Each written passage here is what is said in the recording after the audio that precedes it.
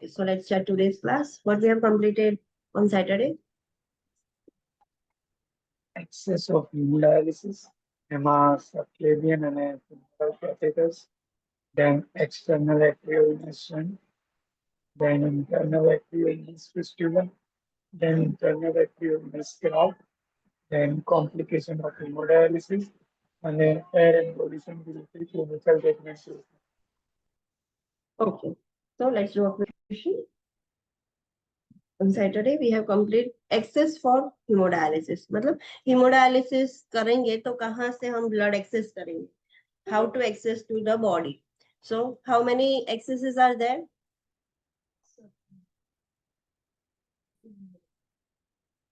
So first है catheter है. TLC DLC कर सकते हैं in subclavian vein or femoral vein. Another type external AV. क्या था? Online students? It is AV shunt. Yes. Then yes. Online students. उसके बाद कौन सा था? Internal AV fistula. Internal AV fistula. And after that? Internal AV graft. Okay. So and ये सारे मतलब different types है कि जिससे हम access कर सकते हैं. So what do you mean by subclavian and femoral catheter? मुझे उसके बारे में बताओ.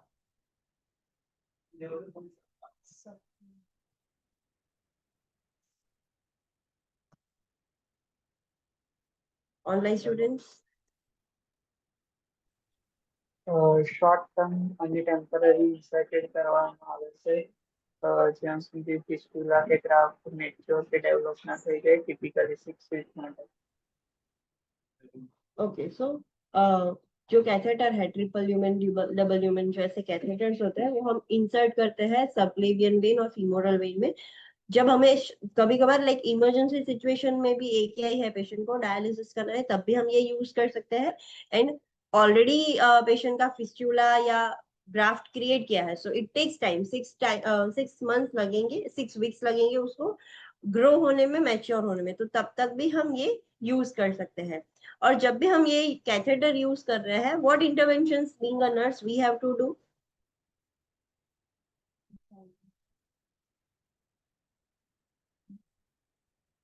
ओके, देन मेरा सिवा बीजी dressing. Yes, okay. Online students चलो बोलो इंटरवेंशंस. ઇન્સર્શન સાઇટ એસેસ કરવાની હિમેટોમા બ્લીડિંગ છે ઇન્ફેક્શન માટે દેન કેથેટર્સ છે જે ઓનલી ડાયાલિસિસ પર્સનલ દ્વારા એક્સેસ અને યુઝ થાય દેન ઓક્લુઝિવ ડ્રેસિંગ મેન્ટેન કરવાનું वो कैथेटर ओके. और ओके, उसके सिवा और क्या इंटरवेंशंस करेंगे स्पेसिफिक? अगर ये जनरल थी कि कहीं पे भी इधर फीमोरल या सबक्लेवियन है, हम कैथेटर इंसर्ट कर रहे हैं, सो इंसर्शन साइट पर हमें हीमेटोमा फॉर्मेशन है या नहीं, कैथेटर डिसलॉज हो गया है, इन्फेक्शन है या नहीं, वो चेक करेंगे. देन जो कैथेटर हम यूज कर रहे हैं सिर्फ और सिर्फ डायलिसिस के लिए यूज करेंगे. ऐसा नहीं कि डायलिसिस पर्पस के लिए हमने इंसर्ट किया था फिर वहां से हम मेडिकेशन दे रहे हैं, आईवी फ्लूइड दे रहे हैं. नो, वो यूज नहीं कर सकते. अगर वो मेडिकेशन देने के लिए गया है तो फिर वो मेडिकेशन के लिए रहेगा. और जो भी डायलिसिस पर्सनल है वो ही डायरेक्टली उसको एक्सेस करेगा, हमें उसको ओपन करने की या कुछ करने की जरूरत नहीं है. एंड वहां पर ऑक्लूसिव ड्रेसिंग करना पड़ेगा. This is general intervention for both. But specific अगर सबक्लेवियन कैथेटर यूज किया है तो उसमें क्या इंटरवेंशन करनी पड़ेगी?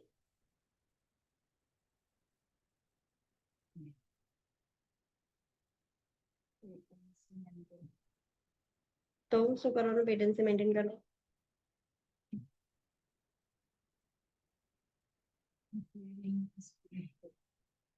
હિપેરિન એસ્પિરેટ કરવાનું કે ઇન્સર્ટ કરવાનું? અને પછી એ જ હિપેરિન વાળું જવા દેવાનું અંદર. ઓનલાઈન સ્ટુડન્ટ ચલો બોલો.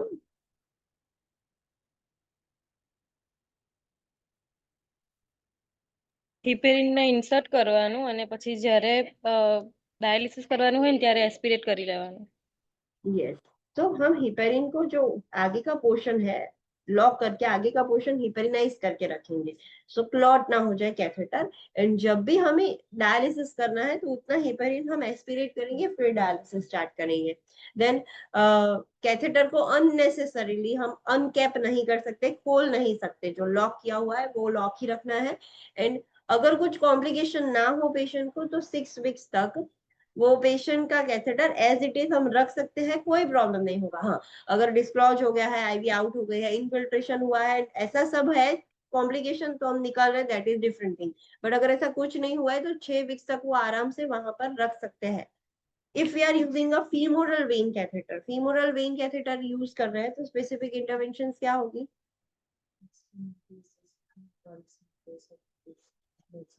ओके,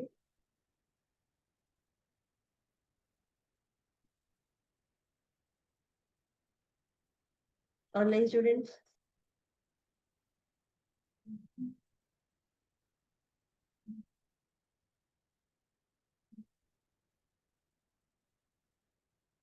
फर्स्ट ऑफ ऑल हमने फीमोरल एक्सेस किया है, सो फीमोरल के नीचे जो भी एक्सट्रीमिटीज है, मतलब लेग्स की बात हो रही है, वहां पर circulation, neurovascular status in short हमें चेक करना है। तो सर्कुलेशन कैसा है, बॉडी स्किन टेम्परेचर कैसा है, पल्स कैसी आ रही है। देन वो कैथेटर, जब हम मॉर्निंग केयर कर रहे होते हैं पेशेंट की, तो वो कैथेटर वहां से गलती से हमारे से खींच ना जाए, पुल ना हो जाए, वो हमें ध्यान रखना होगा। एंड ग्रोइंग साइट हमें रेगुलरली क्लीन करनी होती है। यहाँ पर उतना ज्यादा कंटामिनेशन का रिस्क नहीं है कंपेयर टू फीमोरल। फीमोरल है, वहां से पेशेंट फीसिस और सब पास करता है। सो पेरिनियल केयर हमें बहुत अच्छे से करनी होती है, मेटिक्यूलस केयर करनी होती है कि इन्फेक्शन ना हो जाए। देन पेशेंट को, यस, यहाँ पर अगर हम यूज कर रहे हैं तो हिपेरिन का इन्फ्यूजन चालू रखना होता है। सब क्लेवियन में हिपेरिन डायरेक्टली नहीं दे सकते, बिकॉज हिपेरिन सीधा सर्कुलेशन हार्ट में चला जाएगा। लोअर एक्सट्रीमिटीज में क्लॉट फॉर्मेशन का रिस्क ज्यादा है, तो इसमें हमें हिपेरिन का इन्फ्यूजन स्टार्ट रखना होगा to maintain the patency. But subclavian में हिपेरिन का इन्फ्यूजन नहीं लगेगा, सो ये एक डिफरेंस है, याद रखना है। What is this very important point?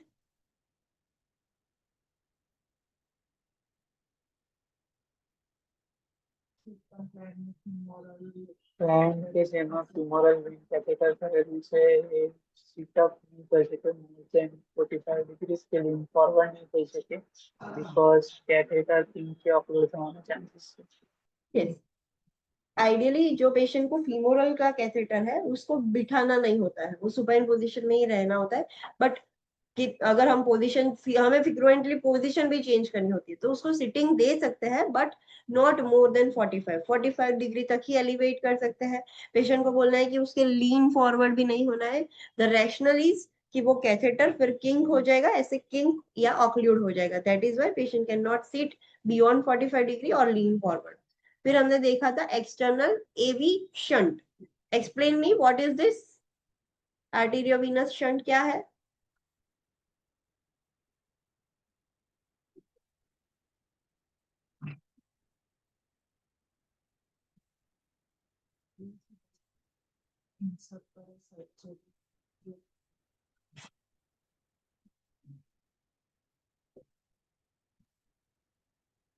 Online student તો बोले। તો કેન્યુલસ આપણે ઇન્સર્ટ કરીશું ઇન આર્ટરી એન્ડ વેન અને યુ શેપ બનાવીને પછી જે શન્ટ ક્રિએટ થશે એમાંથી બ્લડ જે છે એ આર્ટરીમાંથી વેનમાં શન્ટ થ્રુ પાસ આઉટ થશે.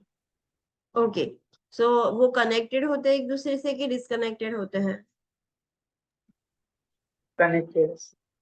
ओके, सो ड्यूरिंग डायलिसिस फिर एक्सेस कैसे करना होता है?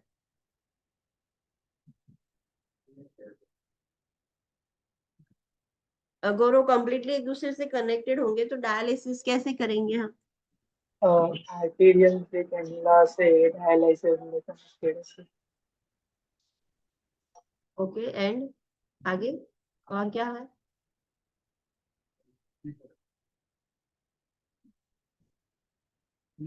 Okay, so external AV shunt में दो कैथेटर यूज होते हैं।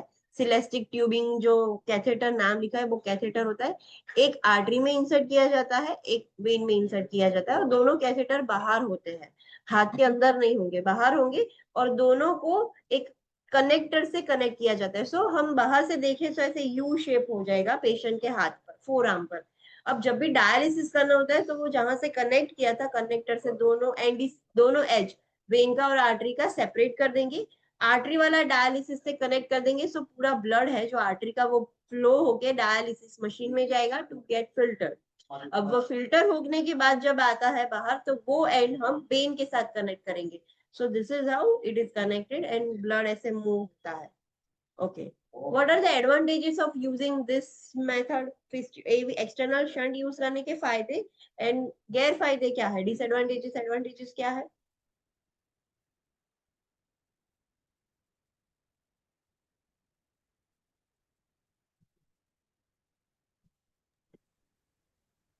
पहला बेनिफिट है कि हम इमीडिएटली यूज कर सकते हैं, राइट? ऐसा नहीं फिस्टूला जैसा कि 6 वीक तक वेट करना पड़ेगा, हम इसको इमीडिएटली यूज कर सकते हैं।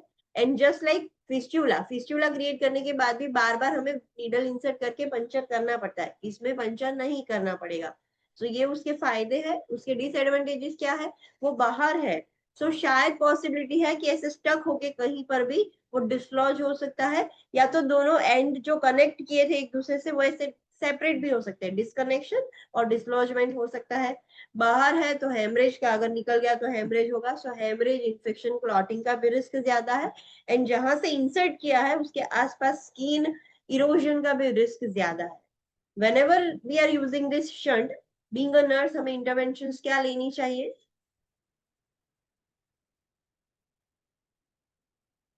What interventions you will do?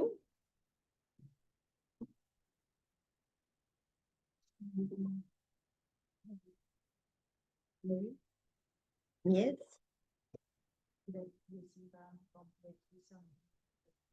Sorry.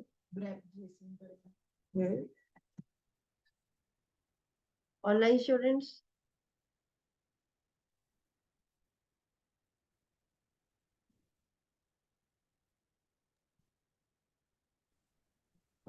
ને વેટ ફોટો અવોઇડ કરવાનું છે એના માટે ફરતે કમ્પ્લીટ જે ડ્રેસિંગ છે રેપ કરવાનું રહેશે અને ડ્રાયરની ઇન્ટેક રાખવા માટે દેન કેન્ડુલાસ ક્લેમ્પ છે એ બીટ સાઈડે જ રાખવાનો કારણ કે કદાચ એક્સિડેન્ટલી ડિસ્કનેક્શન થઈ જાય છતાં તો ઇમરજન્સી યુઝ માટે દેન ક્લાયન્ટને ટીચ કરવાનું કે જે એક્સટ્રીમિટી છે યુઝ કરી છે આપણે સ્ટન્ટ ક્રિએટ કરવા માટે એને યુપી મોનિટરિંગ કે ડ્રોઈંગ બ્લડ આઈવી લાઈન પ્લેસ કરવા માટે કે ઇન્જેક્શન એડમિનિસ્ટર કરવા માટે યુઝ નહીં કરવાનું દેન સ્ક્રીન ઇન્ટેગ્રિટી મોનિટર કરવાનું ઇન્સ્ટ્રક્શન્સ આવી જાય દેન અસ્કલ્ટેડ ગ્રુપ માટે અને દિલ માટે આપણે પાલ્પેટ કરવાનું રહેશે જો આ સાઉન્ડ ના સંભળાય તો શન્ટ આ સાઉન્ડ સંભળાશે દેન પીએસસીપી ને નોટિફાઈ કરવાનું કે जो साइंस देखा है अपन ने क्लोथिंग माटेना हेमरेज माटेना के तो ये सारी इंटरवेंशंस हम लेंगे, उसकी कॉम्प्लिकेशंस के लिए मॉनिटर करेंगे। तो हेमरेज तो पता है कि डायरेक्टली ब्लीडिंग स्टार्ट हो जाएगा, इन्फेक्शन भी हमें पता चल जाएगा, बट क्लॉट हो गया है वो कैसे पता चलेगा? What are the science of clotting? So fibrin accumulate होगा, सो हमें ट्यूब के अंदर व्हाइट व्हाइट फ्लेक्स दिखेंगे छोटे छोटे ऐसे। सो इट इंडिकेट्स, अगर ये प्रेजेंट है तो समझ जाना है कि पेशेंट का ब्लड क्लॉट हो रहा है। देन सीरम एंड सेल्स, मतलब ब्लड पूरा सेपरेट हो रहा है, प्लाज्मा प्लाज्मा ऊपर है, पूरा आरबीसी वो सब सेडिमेंट हो रहा है। सो ये अगर आपको दिख रहा है तो भी प्रॉब्लमेटिक है कि क्लॉट फॉर्मेशन हो रहा है। जो ब्रूट था अब हमें सुनाई नहीं दे रहा है, या थ्रिल हमें पाल्पेट नहीं हो रहा है, so it is also indicating there is a clotting, there must be presence of brute and thrill. Brute and thrill absent है मतलब पेशेंट को प्रॉब्लम है, क्लॉट हो गया है। नीचे की जो भी एक्सट्रीमिटीज है, मतलब फॉर एग्जांपल यहाँ पर हाथ में किया है तो हाथ यहाँ की एक्सट्रीमिटीज हमें कूल होगी, पैर में फीमोरल कहीं पे भी, चलो पैरों में किया है, it is basically done in the hand, but कहीं पे भी किया है तो उसके बाद की एक्सट्रीमिटी कोल्ड हो जाएगी एंड पेशेंट को नमनेस सेंसेशन, मतलब टिंगलिंग एंड नमनेस, पैरेसेशिया हो सकता है। सो न्यूरोवेस्कुलर स्टेटस भी अफेक्ट हो सकता है। उसके बाद हमने देखा था जो कॉमनली यूज होता है that is internal AV fistula, arteriovenous fistula. Tell me what is this?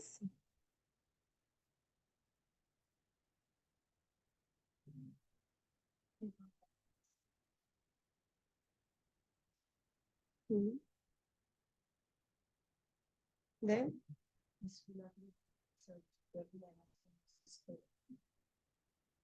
Okay, કેવી રીતે થાય છે ફિસ્ચ્યુલાઇઝેશન? ઓનલાઈન સ્ટુડન્ટ્સ ચલો બોલો, વોટ ઇઝ ફિસ્ચ્યુલા? અચ્છા, એનપીઓ સ્ટેટસ પર છું. સવારનું પાણી નહીં પીધું, ખાધું બી નહીં.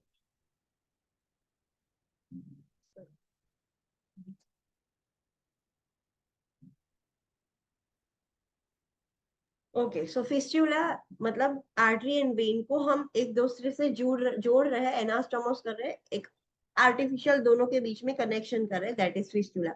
ये जो सीकेडी वाले पेशेंट है जिसको रेगुलर अब डायलिसिस करवाना ही है, तो उनके लिए ये परमानेंट सॉल्यूशन है fistula, and that is so easy, like सबसे कॉमन ये ही यूज होता है. सो फिस्टुला क्रिएट किया. सो जब भी लाइक पेशेंट का डायलिसिस होगा तब क्या होगा, जो हमने फिस्टुला किया है, आर्टरी एंड वेन को साथ में जोड़ा है, सो आर्टरी में प्रेशर वाला ब्लड फ्लो होता है, वेन्स में लेस प्रेशर ब्लड फ्लो होता है. सो दोनों के कनेक्शन की वजह से प्रेशर वाला ब्लड वेन में जाएगा और वेन डायलेट हो जाएगी. लेटर ऑन धीरे धीरे ग्रेजुअली वेन स्ट्रांग हो जाती है, एंगॉर्ज होके स्ट्रांग हो जाएगी. अब उसको पता है कि मुझे ऐसा फोर्स वाला ब्लड ही मुझे मिलेगा, सो वो धीरे धीरे स्ट्रांग हो जाएगी. बट उसको मैच्योर होने में 6 वीक का टाइम लगता है. एक बार वो मैच्योर हो जाएगी तो डायलिसिस कैसे होगा, जो मतलब जो पर्सन है जो डायलिसिस कर रहा है वो वेन में पंचर करेगा, थोड़ी बड़ी बोर वाली, लाइक डायमीटर जैसा बड़ा हो, छोटा गेज और डायमीटर बड़ा, ऐसी नीडल से पंचर करता है कहीं पे भी. हमें वो साइड रोटेशन करनी है, एक ही जगह पर पंचर नहीं कर रहे हैं, वो वेन में कहीं पे भी हम रोटेशनल मोशन में सारी सारी अलग अलग साइड्स पर पंचर करेंगे. पंचर करने के बाद वो डायलिसिस की जो ट्यूबिंग है उसको वहां से कनेक्ट किया जाता है. सो सारा ब्लड डायलिसिस मशीन में जाएगा, वहां से फिर प्रॉपर होके प्योरीफाई होके वापस से पेशेंट के अंदर हम इंसर्ट करेंगे. सो this is how it works. But जब भी ये फिस्टुला क्रिएट करता है हमें वेट करना पड़ता है 6 वीक्स के लिए. यस, वो कितना जल्दी मैच्योर होता है वो डिपेंड करता है. पेशेंट वो रेगुलर बॉल स्क्वीजिंग एक्सरसाइज करेगा हाथ से तो वो जल्दी मैच्योर हो जाएगा, 4 वीक्स में मैच्योर हो जाएगा. बाकी 6 वीक्स का तो उसको टाइम लगता है. अब जब तक वो मैच्योर नहीं हुआ है तब तक तो डायलिसिस नहीं कर सकते, तो फिर पेशेंट को डायलिसिस के बगैर रखेंगे? No, we have to use temporary method. So subclavian or femoral catheter use कर सकते हैं, पेरिटोनियल डायलिसिस कर सकते हैं, एक्सटर्नल एवी शंट कर सकते हैं. सो ये सारी जब तक वो मैच्योर नहीं हो जाता तब ये सारी मेथड्स यूज करेंगे. जहां पर भी फिस्टुला क्रिएट किया है वो हाथ में बीपी नहीं ले सकते, पंचर नहीं कर सकते, ब्लड सैंपल नहीं ले सकते, आईवी लाइन नहीं, आईएम इंजेक्शन नहीं, सब क्यों, कुछ नहीं, मतलब वो हाथ पर कुछ नहीं करना है. We can not do anything on that hand.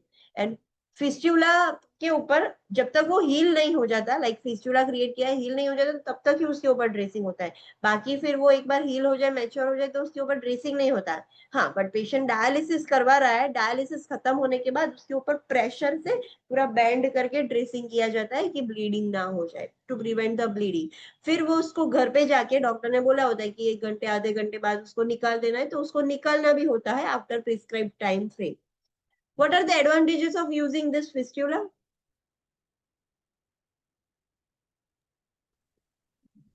Fistula internal હશે એટલા માટે risk of clenching અને bleeding low હશે. Then fistula આપણે indefinitely use કરી શકીએ છીએ. Then fistula જે છે આમાં આ ફિસ્ટુલામાં ઇન્સિડન્સ ઓફ ઇન્ફેક્શન બહુ લો થઈ જશે કારણ કે એક્સપોઝ નથી. Then healing અકર થશે તો પછી આપણે કોઈ પણ external dressing require રહેતું નથી આમાં. અને આ fistula freedom of movement allow કરે છે internal technique. Okay, so just like unlike वो जो शंट था तो उसमें पेशेंट को ध्यान रखना पड़ता है कि वो कहीं पर ऐसे अटक कर निकल ना जाए, डिस्कनेक्ट ना हो जाए. फिस्टुला में पेशेंट फ्रीली हैंड मूव कर सकता है. But what are the disadvantages of using a fistula? આપણે ફિસ્ટુલા ક્રિએટ કરીને ઇમિડિયેટ યુઝમાં નથી લઈ શકતા. ઓલ્ટરનેટિવ એક્સેસ આપણે શોધવી પડે છે. Then needle insertions through skin અને tissues એ possible રહેતું નથી. Then infiltration of needle down and chances છે તે hematoma cause થશે, aneurysm થઈ શકે જો આપણે રેગ્યુલર સાઇટ રોટેશન નહીં કરીએ તો. અને હાર્ટ ફેલિયર પણ હાર્ટ ફેલિયર પણ અસર થઈ શકે છે due to increased blood flow in the system. Yes. What is this really important point? Arterial steal syndrome develops as a client with internal AV fistula. આ કોન્સ્ટિટ્યુશનમાં ટુ મચ બ્લડ ડાયવર્ટ થશે વેઇનમાં અને આર્ટેરિયલ perfusion જે વેઇનમાં થવું જોઈએ compromise થઈ જશે. Yes. So arterial stain syndrome, that is the common complication of AV fistula, right? Internal AV fistula.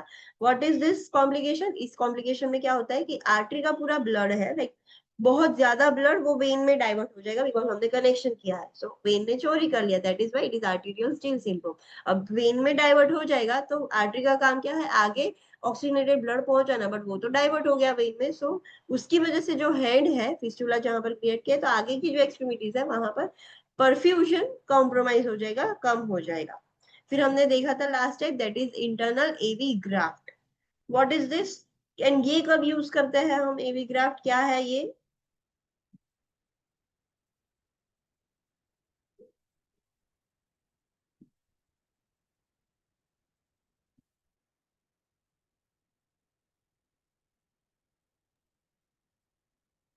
એવી graft આપણે એવા પેશન્ટ યુઝ કરીશું કે જે ક્રોનિક ડાયાલિસિસ કરશે અને એડિક્વેટ બ્લડ વેસલ્સ નથી ફિસ્ટુલા ક્રિએટ કરવા માટે. આમાં આપણે artificial graft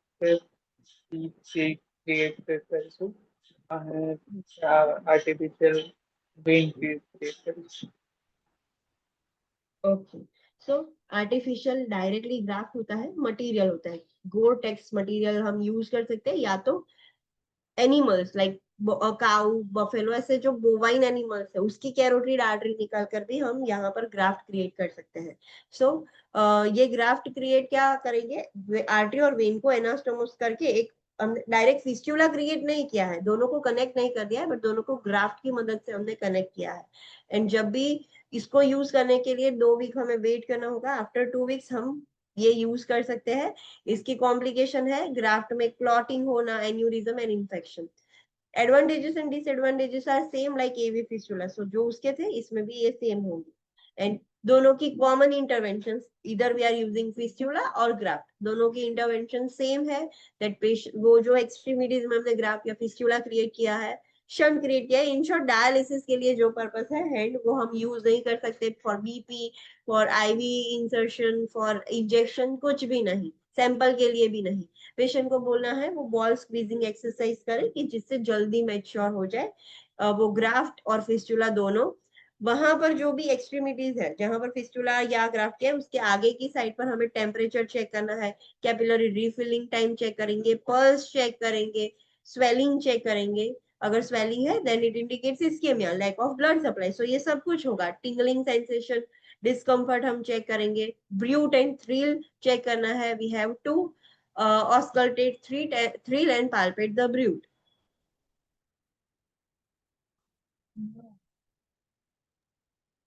Palpate for 3 and auscultate.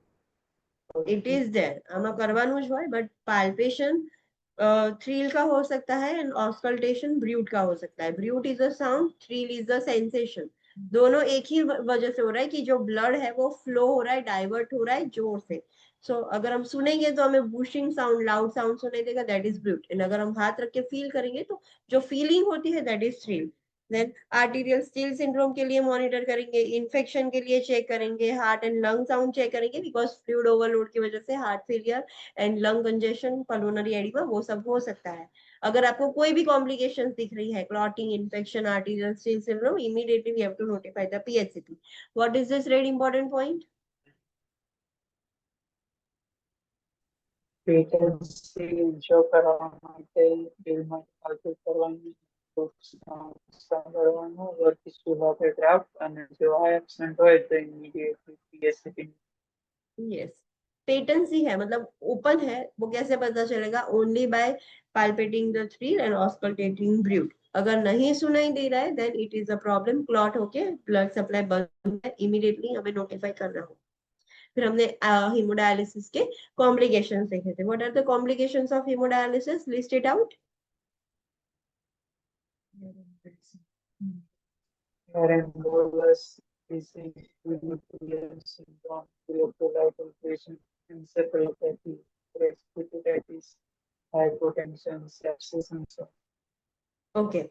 What is disequilibrium syndrome?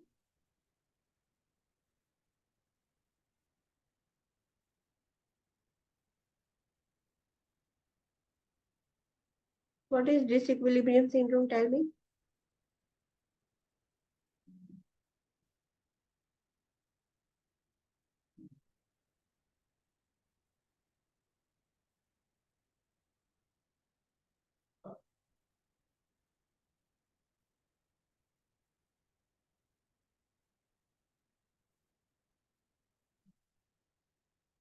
We have completed that Saturday. Saturday तो मैंने बोला था what is disequilibrium syndrome. I am not asking you for the like first time आपको पढ़ाया नहीं है मैं पूछ रही हूँ ऐसा नहीं है मैंने समझाया आपको.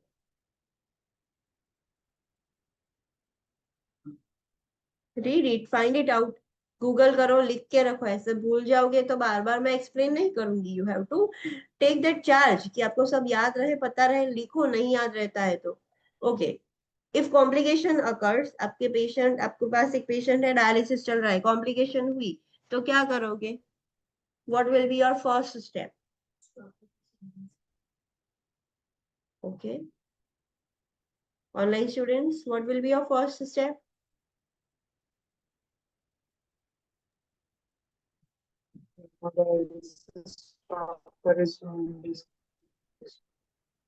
इधर वी कैन स्टॉप और स्लो. बट स्टॉप करेंगे स्लो करेंगे कैसे पता चलेगा आपको स्टॉप करना है या स्लो करना है? कॉम्प्लिकेशन पर डिपेंड करे.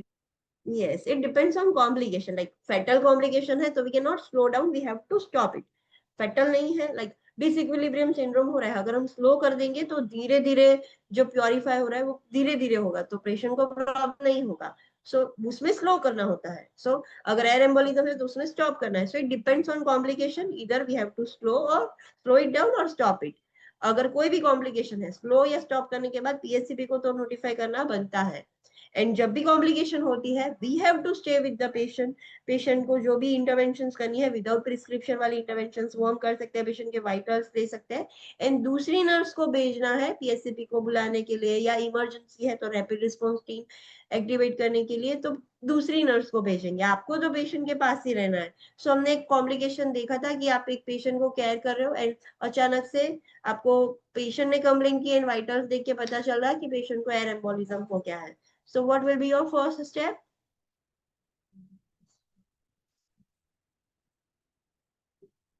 Then immediately we have to stop the dialysis, right? We have to stop the dialysis. अब हम स्लो डाउन नहीं कर सकते या जो भी बचा कुचा ट्यूबिंग में ब्लड वो भी पुश करके अंदर डालने का कोई ट्राई नहीं करना. सिर्फ स्टॉप कर दो एंड इमीडिएटली पेशेंट को सिटिंग पोजीशन दे दो. सिटिंग पोजीशन के देने के बाद आपको पेशेंट के पास रहना है एंड दूसरी नर्स को बोलना है कि वो पीएचसीपी को बुला कर लाए एंड रैपिड रिस्पॉन्स टीम को एक्टिवेट करे बुला के लाए. जब तक वो लोग आ रहे हैं तो आपको ऑक्सीजन देना है वाइटल्स चेक करना है जिसमें SpO2 सब आ गया एंड लास्ट में जो भी आके वो ट्रीटमेंट करते हैं लास्ट में सब कुछ डॉक्यूमेंट करना होगा कि ऐसा हुआ था आपने ये एक्शंस लिए and now how is the client का रिस्पॉन्स कैसा है वो सब डॉक्यूमेंट करो. Okay. Position Trendelenburg. Okay, in air embolism we cannot give sitting position. Compulsorily सिर्फ ट्रेंडलबर्ग पोजीशन देनी होती है. Left lateral left With- lateral with Trendelenburg. Yes सिर्फ ट्रेंडलबर्ग नहीं सुपाइन ट्रेंडलबर्ग नहीं देनी है. लेफ्ट लेटरल करके ट्रेंडलबर्ग देनी है. अदर टाइप ऑफ एम्बोलिज्म में सिटिंग पोजीशन देनी है. सो पोजीशन इज आल्सो इम्पोर्टेंट. सिर्फ पोजीशन चेंज हो जाएगी तो आपका आंसर इनकरेक्ट हो सकता है. ओके. यहाँ तक किसी को कोई डाउट है?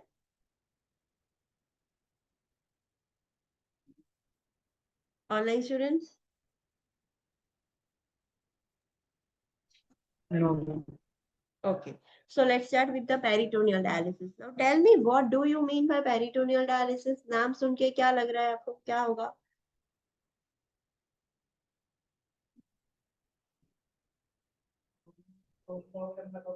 पहला था haemodialysis, now it is peritoneal dialysis.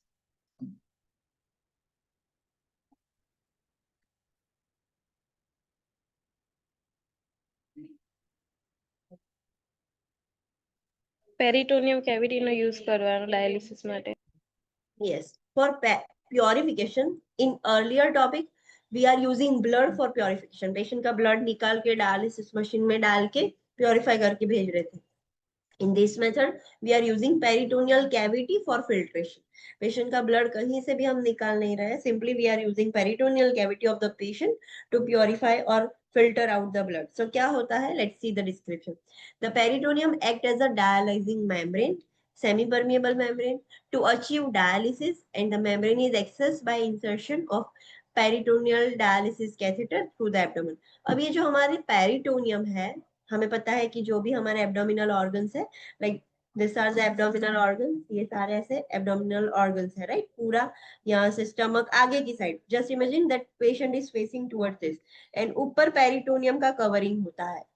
सो हम पंचर करेंगे, यहाँ से इंसर्ट करेंगे कैथेटर. सो पेरिटोनियम जो वो मेम्ब्रेन है वो एकदम सेमी परमिएबल मेम्ब्रेन है. सो जैसे डायलिसिस में क्या था, एक मेम्ब्रेन थी जिसमें से ब्लड जाता था तो सब कुछ फिल्टर होके निकलता था. सो पेरिटोनियम भी सेम ऐसे ही वर्क करता है. सो पेरिटोनियम के आसपास बहुत सारी ब्लड वेसल्स होती है. सो अगर हम वहां पर ये डायसिलेट सॉल्यूशन इंसर्ट करेंगे, सो ब्लड वेसल्स में से सारा वेस्ट प्रोडक्ट बाहर निकलकर पेरिटोनियम कैविटी में आ जाएगा, फिर वहां से हम कैथेटर से निकाल देते हैं. सो अल्टीमेटली तो फिल्टर आउट हो गया.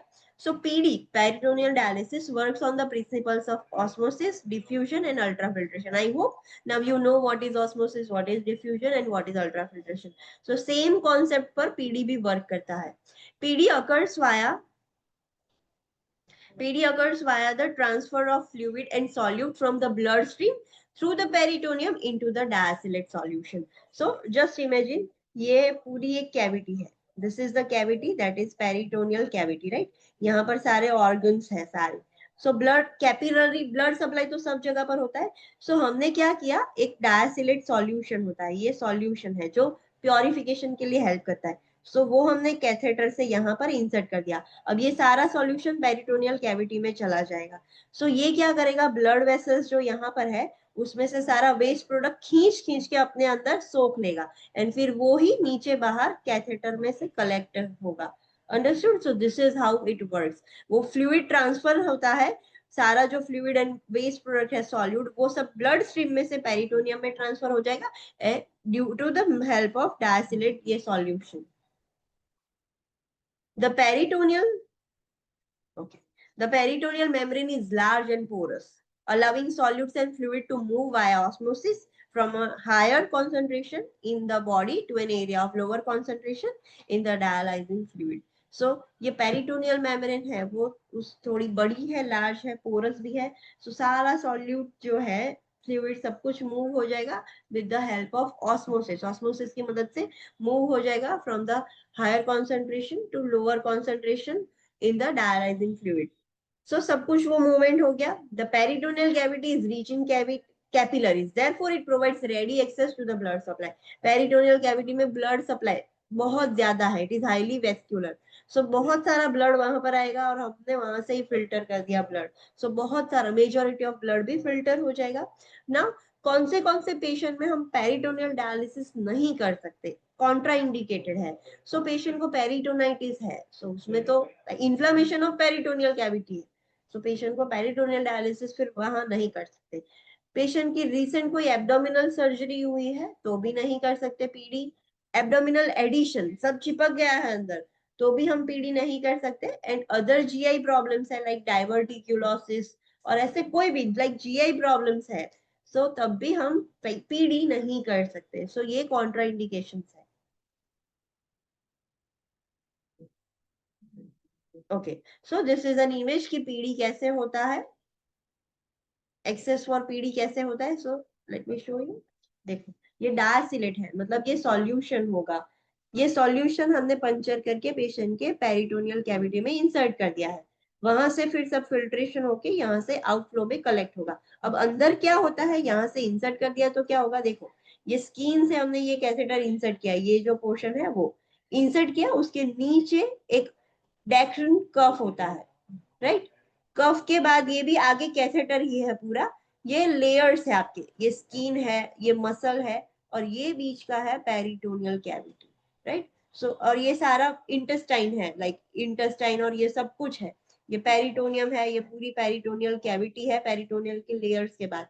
सो हमने ये पूरा कैथेटर ऐसे इंसर्ट कर दिया यहाँ पर। देखो यहाँ पर होल्स है, देख रहे हैं छोटे छोटे, ये 3 होल्स हो गए, if you can see it. देखो ध्यान से 3 होल्स है। सो सारा जो डायसिलेट का जो सॉल्यूशन है वो पूरा पेरिटोनियल कैविटी में ऐसे भर जाएगा। और यहाँ पर ब्लड सप्लाई ज्यादा है, ब्लड सप्लाई ज्यादा है, सो सारा जो ब्लड में से वेस्ट प्रोडक्ट है वो सब कुछ यहाँ पर चला जाएगा, एक्स्ट्रा फ्लूइड भी सब कुछ वहां पर चला जाएगा। अब वो वहीं से ही बैक फ्लो होके लाइक यहाँ से वापस से यहाँ से बाहर निकल जाएगा। सो this is how filtration occurs. Understood? Yes और नो? ऑनलाइन स्टूडेंट्स पता चला कैसे वर्क करता है पीडी? कि फिर से एक्सप्लेन करूं?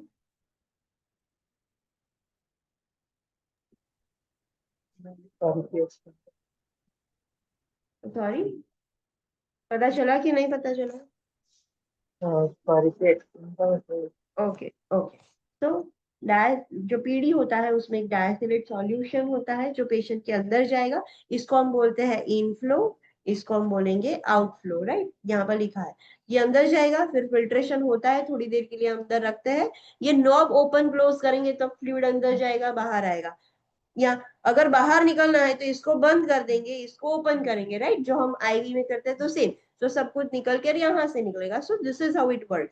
सो अंदर जाएगा बाहर आएगा। अब अंदर जाता है तो क्या होता है, ये कैथेटर हमने यहाँ से इंसर्ट किया, ये दोनों उसका कफ है, कफ है मतलब वो वहां से डिस्लॉज ना हो जाए इसके लिए होता है, थोड़ा ऐसे बल्जी पोर्शन होगा।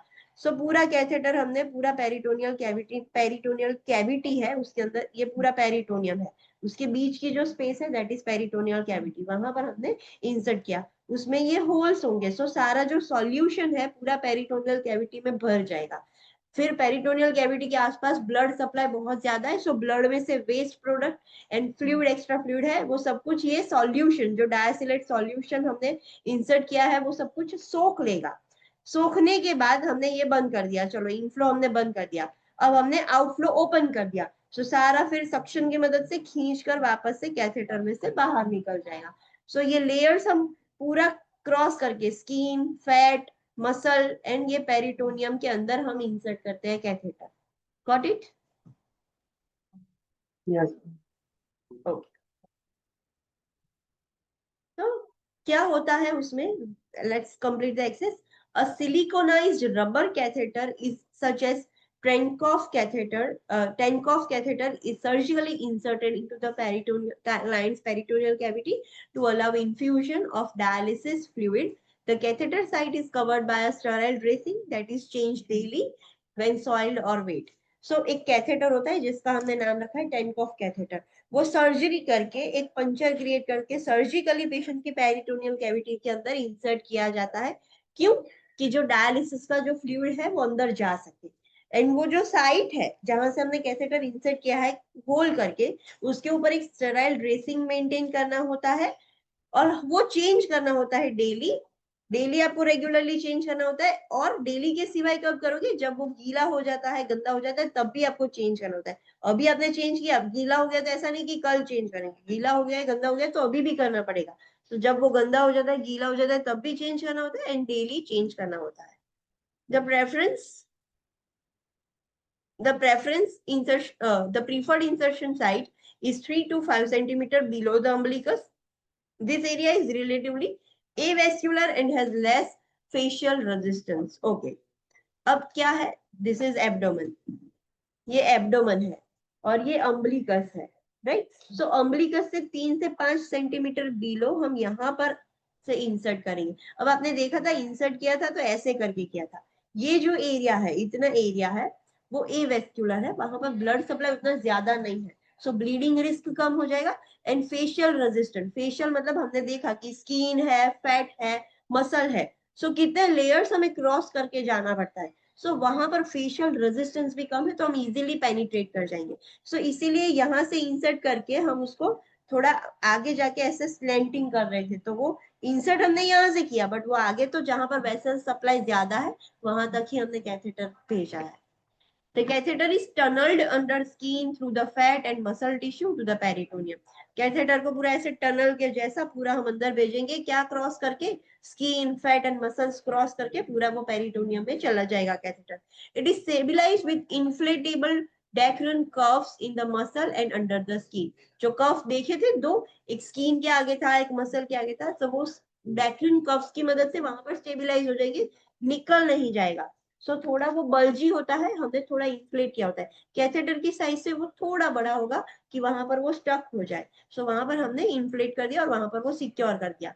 Over a period of 1 to 2 weeks following the insertion, the fibroblast and blood vessels grow around the cuff, fixing the catheter in place and providing extra barrier against diastylate leakage and bacterial invasion. अब peritoneal dialysis किया है, उसके 1 या 2 हफ्ते बाद, 7 दिन 15 दिन बाद वहां पर क्या होगा, इन्फ्लामेटरी रिएक्शन जनरेट होता है. सो धीरे धीरे वो सब कुछ लाइक हील होना स्टार्ट हो जाएगा जो हमने पंचर किया था. तो फाइब्रोब्लास्ट बनना स्टार्ट हो जाएंगे, नई वेसल्स बनना स्टार्ट हो जाएगी कफ के आसपास. सो वो कफ को फिट कर देगी, ऐसे टाइटली पकड़ लेगी एंड वहां पर फिक्स कर देगी. सो इससे क्या होगा, एक एक्स्ट्रा बैरियर मिल जाता है कि लीकेज ही ना हो. जस्ट इमेजिन कि यहाँ से हमने पंचर किया था hole, we have created hole and ऐसे कैथेटर इंसर्ट किया था लाइक स्किन में, और ये डेक्रन कफ है, बट अभी भी स्किन थोड़ी लूज हो गई. अब वहां पर पूरा ऐसे टिश्यूज जम गए हैं. सो वो पॉसिबल ही नहीं है कि लीकेज हो कुछ भी, बिकॉज पूरे पेरिटोनियल कैविटी में फ्लूइड तो है, तो वो यहाँ से भी ऐसे लीकेज तो हो सकता है ना पाइप के सराउंडिंग में से, बट वो कफ की मदद से इन्फ्लेट किया हो तो कोई भी लीकेज नहीं होगा. सो एक लीकेज में भी बैरियर होगा एंड बैक्टीरियल आसपास कैथेटर है, ऐसा ये होल है और कैथेटर इतना है. सो यहाँ से बैक्टीरिया अंदर जा सकते हैं आसपास से, आजू बाजू से, तो बैक्टीरियल इन्वेजन भी नहीं होगा अगर वो प्रॉपरली फिट हो जाएगा तो. If the client is scheduled for transplant surgery, the PD catheter may be either removed or left in place if need for dialysis is suspected post transplantation. Okay, patient का PD dialysis मतलब PD चल रहा है और patient को अब कोई donor मिल गया है या उसको स्केड्यूल किया है ट्रांसप्लांटेशन, किडनी ट्रांसप्लांटेशन के लिए. सो अगर रखना है तो रख सकते हैं, निकालना है तो निकाल सकते हैं वो कैथेटर. हम रख भी सकते हैं कि अगर ट्रांसप्लांटेशन करने के बाद भी चलो हमें डायलिसिस करने की जरूरत पड़ी इनिशियली, तो ये कैथेटर हम वहां रख भी सकते हैं. There is no any problem in keeping the catheter और रिमूविंग द कैथेटर. जो भी डॉक्टर की मर्जी है वो होगा. Okay, so let's take a short break, फिर हम डायसिलेट सॉल्यूशन के बारे में पढ़ेंगे कि क्या होता है सॉल्यूशन के अंदर, क्या चीजें ऐड होती है, everything about the solution. Let's take a short break of 10 minutes.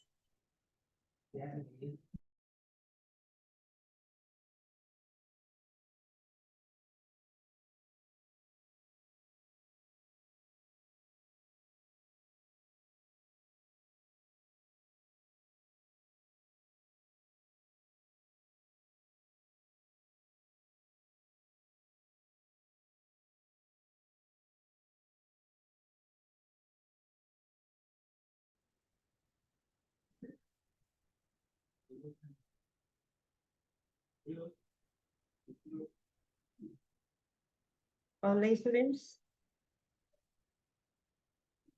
Yes, ma'am. Okay, so let's start.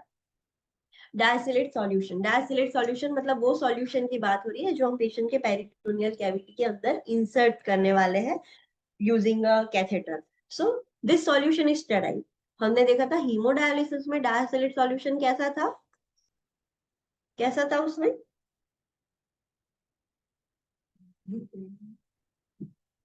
Haemodialysis वाला डायसिलेट जो सॉल्यूशन था वो कैसा था, क्लीन था, राइट. ओके, और ये जो पीडी में डायसिलेट सॉल्यूशन है वो क्लीन होगा तो चलेगा.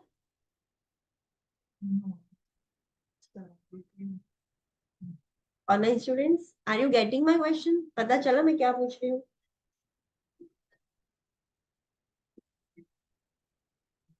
क्लीन नहीं चले. हाँ, सो अगर हीमोडायलिसिस में स्टेराइल है तो well and good, but sterile नहीं है तो क्लीन चलेगा. बट इसमें it should be sterile, it should not be clean. So ये जो सॉल्यूशन है वो स्टेराइल होना चाहिए. ऑल डायलिसिस सॉल्यूशन क्यों इसमें स्टेराइल होना चाहिए, वो वाला सॉल्यूशन क्या था, ब्लड उसके अंदर जाता था, राइट. एंड ब्लड में से सब वेस्ट निकल जाता था, सो वो सॉल्यूशन में कोई बैक्टीरिया की वो कुछ एंटर नहीं हो सकता। इसमें क्या है, हम सॉल्यूशन बॉडी के अंदर इंसर्ट कर रहे हैं, सो अगर वो स्टेराइल नहीं हुआ तो फिर पेशेंट को इन्फेक्शन हो जाएगा। So all dialysis solutions are prescribe by PHCP. सब पेशेंट की नीड के अकॉर्डिंग सॉल्यूशंस अलग अलग होते हैं। सो कौन सा सॉल्यूशन लेना है पेशेंट को, पीएचसीपी प्रिस्क्राइब करेगा। The solution contains electrolytes, minerals, and has a specific osmolarity, specific glucose concentration, and other medication additives as prescribed. So solution के अंदर क्या क्या होगा, ये जो डायसिलेट सॉल्यूशन पेशेंट के अंदर जाएगा उसमें क्या होगा, उसके अंदर इलेक्ट्रोलाइट्स होते हैं, मिनरल्स होते हैं, स्पेसिफिक कॉन्सेंट्रेशन होता है कि इतना कॉन्सेंट्रेशन होना चाहिए, उसके अंदर ग्लूकोज का भी अमाउंट स्पेसिफिक होता है कि इतना ग्लूकोज ऐड करना है, इतना ग्लूकोज ये करना है। कुछ मेडिकेशन पेशेंट के अकॉर्डिंग वो सॉल्यूट के अंदर, हम सॉल्यूशन के अंदर ऐड कर सकते हैं। So depending on the patients need ये सब कुछ अंदर ऐड ऑन होता है। The higher the glucose concentration, the greater the hypertonicity and the amount of fluid removed during a PD exchange. जितना ये पीडी के सॉल्यूशन में ग्लूकोज ज्यादा, उतना वो कॉन्सेंट्रेशन ज्यादा हो जाएगा, सो हाइपरटोनिक हो जाएगा solution.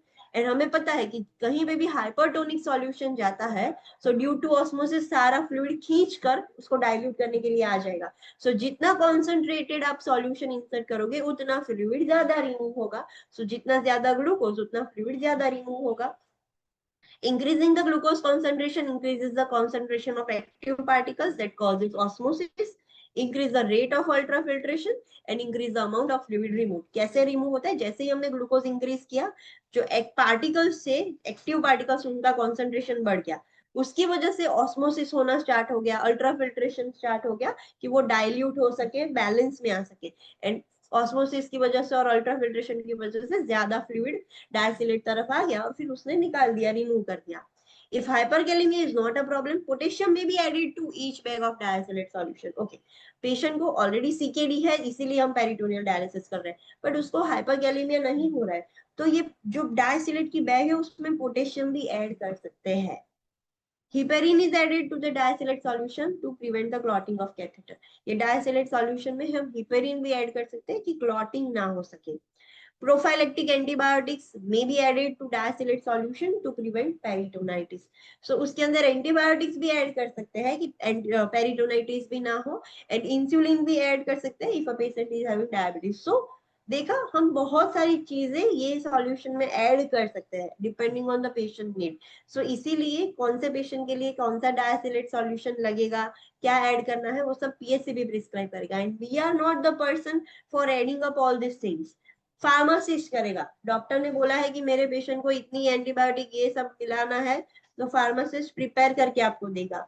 It is not our duty, but वो पीएचसीपी जो प्रिस्क्राइब कर रहा है वो हमें देना है patient. Then PD infusion, peritoneal dialysis का इंफ्यूजन पूरा होता कैसे है। So let's see its description. एक इंफ्यूजन में, एक साइकिल में, जैसे आप हीमोडायलिसिस में देखते हो पेशेंट बेड पर लेटा होता है, सब कुछ खत्म हो जाता है, फिर पेशेंट घर आता है, सो वो that is one cycle. So one infusion में क्या होता है, फील होता है, ड्वेल होता है एंड ड्रेन होता है। क्या है फील, क्या है ड्वेल एंड क्या है ड्रेन। फील मतलब सारा इंफ्यूजन पेशेंट के अंदर भर रहा है, that is fill. Dwell time मतलब हमने वो फ्लूइड अंदर रखा है, अंदर ही रखा है, that is dwell time. And drain time that is outflow, मतलब अब फ्लूइड बाहर निकल रहा है। सो फील में क्या होगा, 1 to 2 liter of diacylate as prescribed is infused by gravity into the peritoneal space, which usually takes 10 to 20 minutes. 1 से 2 लीटर डायसिलेट सॉल्यूशन पेशेंट के अंदर इंसर्ट किया जाता है पेरिटोनियल स्पेस के अंदर, कैविटी के अंदर, with the help of gravitational force. Because हमने ऊपर लटकाया था तो ग्रेविटी की मदद से वो अंदर चला जाएगा। एंड 10 से 20 मिनट लगेंगे वो पूरे 1 से 2 लीटर फ्लूइड को पेरिटोनियल कैविटी में जाने के लिए। एक बार वो अंदर चला गया फिर हम वो क्लैंप कर देंगे, मतलब रोल करके बंद कर देंगे। अब उसको अंदर ही पड़े रहने देना है, ड्वेल टाइम करवाना है। The amount of the time that diacylate solution remains in the peritoneal cavity is prescribed by PHCP and can last 20 to 30 minutes to 8 or more hours depending on the type of dialysis used. अब कितने time के लिए patient को peritoneal cavity में रखना है वो fluid, वो डॉक्टर डिसाइड करेंगे। सो कितने टाइम तक रख सकता है, 20 से 30 मिनट, और ज्यादा से ज्यादा 8 या उससे ज्यादा टाइम के लिए भी रख सकता है depending on the type of solution we have used. कैसा है, अगर फ्लूइड हमें ज्यादा निकालना है तो ज्यादा देर तक के लिए रखेंगे। सो वो डिपेंड करता है पेशेंट की कौन सा सॉल्यूशन यूज किया है। सॉल्यूशन हम पेशेंट की कंडीशन के अकॉर्डिंग यूज करेंगे। सो वो डॉक्टर डिसाइड करेगा कि कितने टाइम के लिए अंदर रखना है। अब अंदर रख लिया, फॉर एग्जाम्पल डॉक्टर ने बोला था 1 घंटे के लिए रखना है, 1 घंटा हो गया। सो जो आउटफ्लो का कनेक्टर था उसको हम ओपन कर देंगे, सो सारा फ्लूइड निकल जाएगा। So drain, that is outflow. Fluid drains out of a body by gravity to the drainage bag. एक ड्रेनेज बैग होता है जो नीचे हम रखेंगे। सो वहां से फ्लूइड सारा ड्रेनेज बैग में कलेक्ट हो जाएगा। Just a minute students.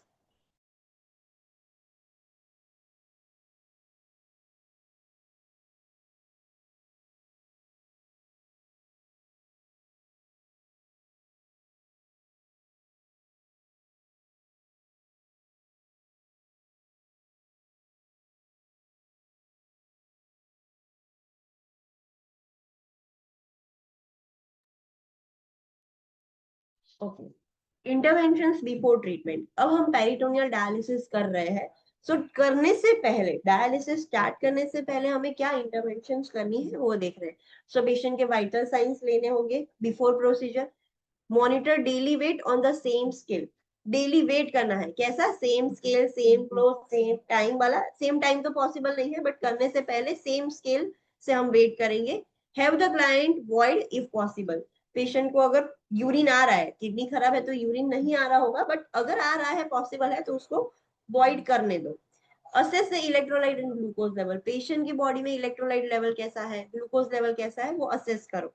Assess the peritoneal catheter dressing site and note any evidence of irritation and infection. Peritoneal जहां से कैथेटर इंसर्ट किया है वहां की ड्रेसिंग हमने ऊपर ड्रेसिंग करके रखा है। सो वो साइड कैसी है, इरिटेशन, स्किन इरिटेशन हुआ है, इन्फेक्शन हुआ है या नहीं, वो सब हम असेस करेंगे before procedure. Okay, 1 minute.